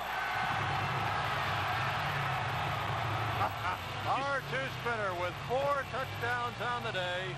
30 carries, 224 yards, and Kentucky has put this game out of reach. He just came inside. He said, I'm strong enough. I'm going under. I've gone over a couple of times.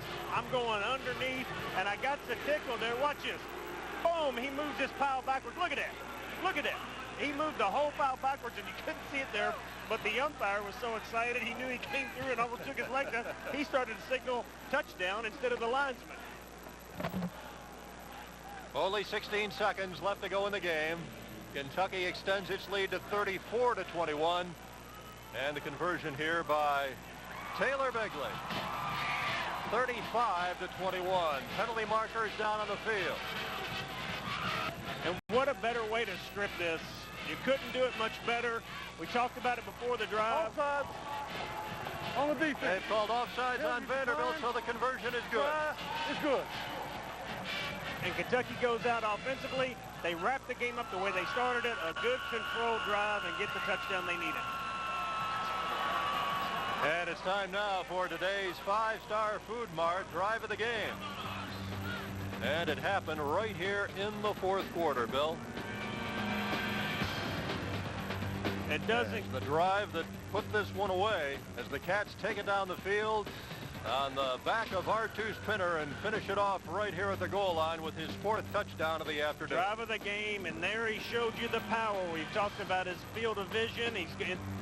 We've talked about his elusiveness. That time Kentucky took 10 plays, 76 yards, and Pinner powers the ball in, showing another facet of his game, not to mention the elusiveness and his catching ability, and again, his leadership.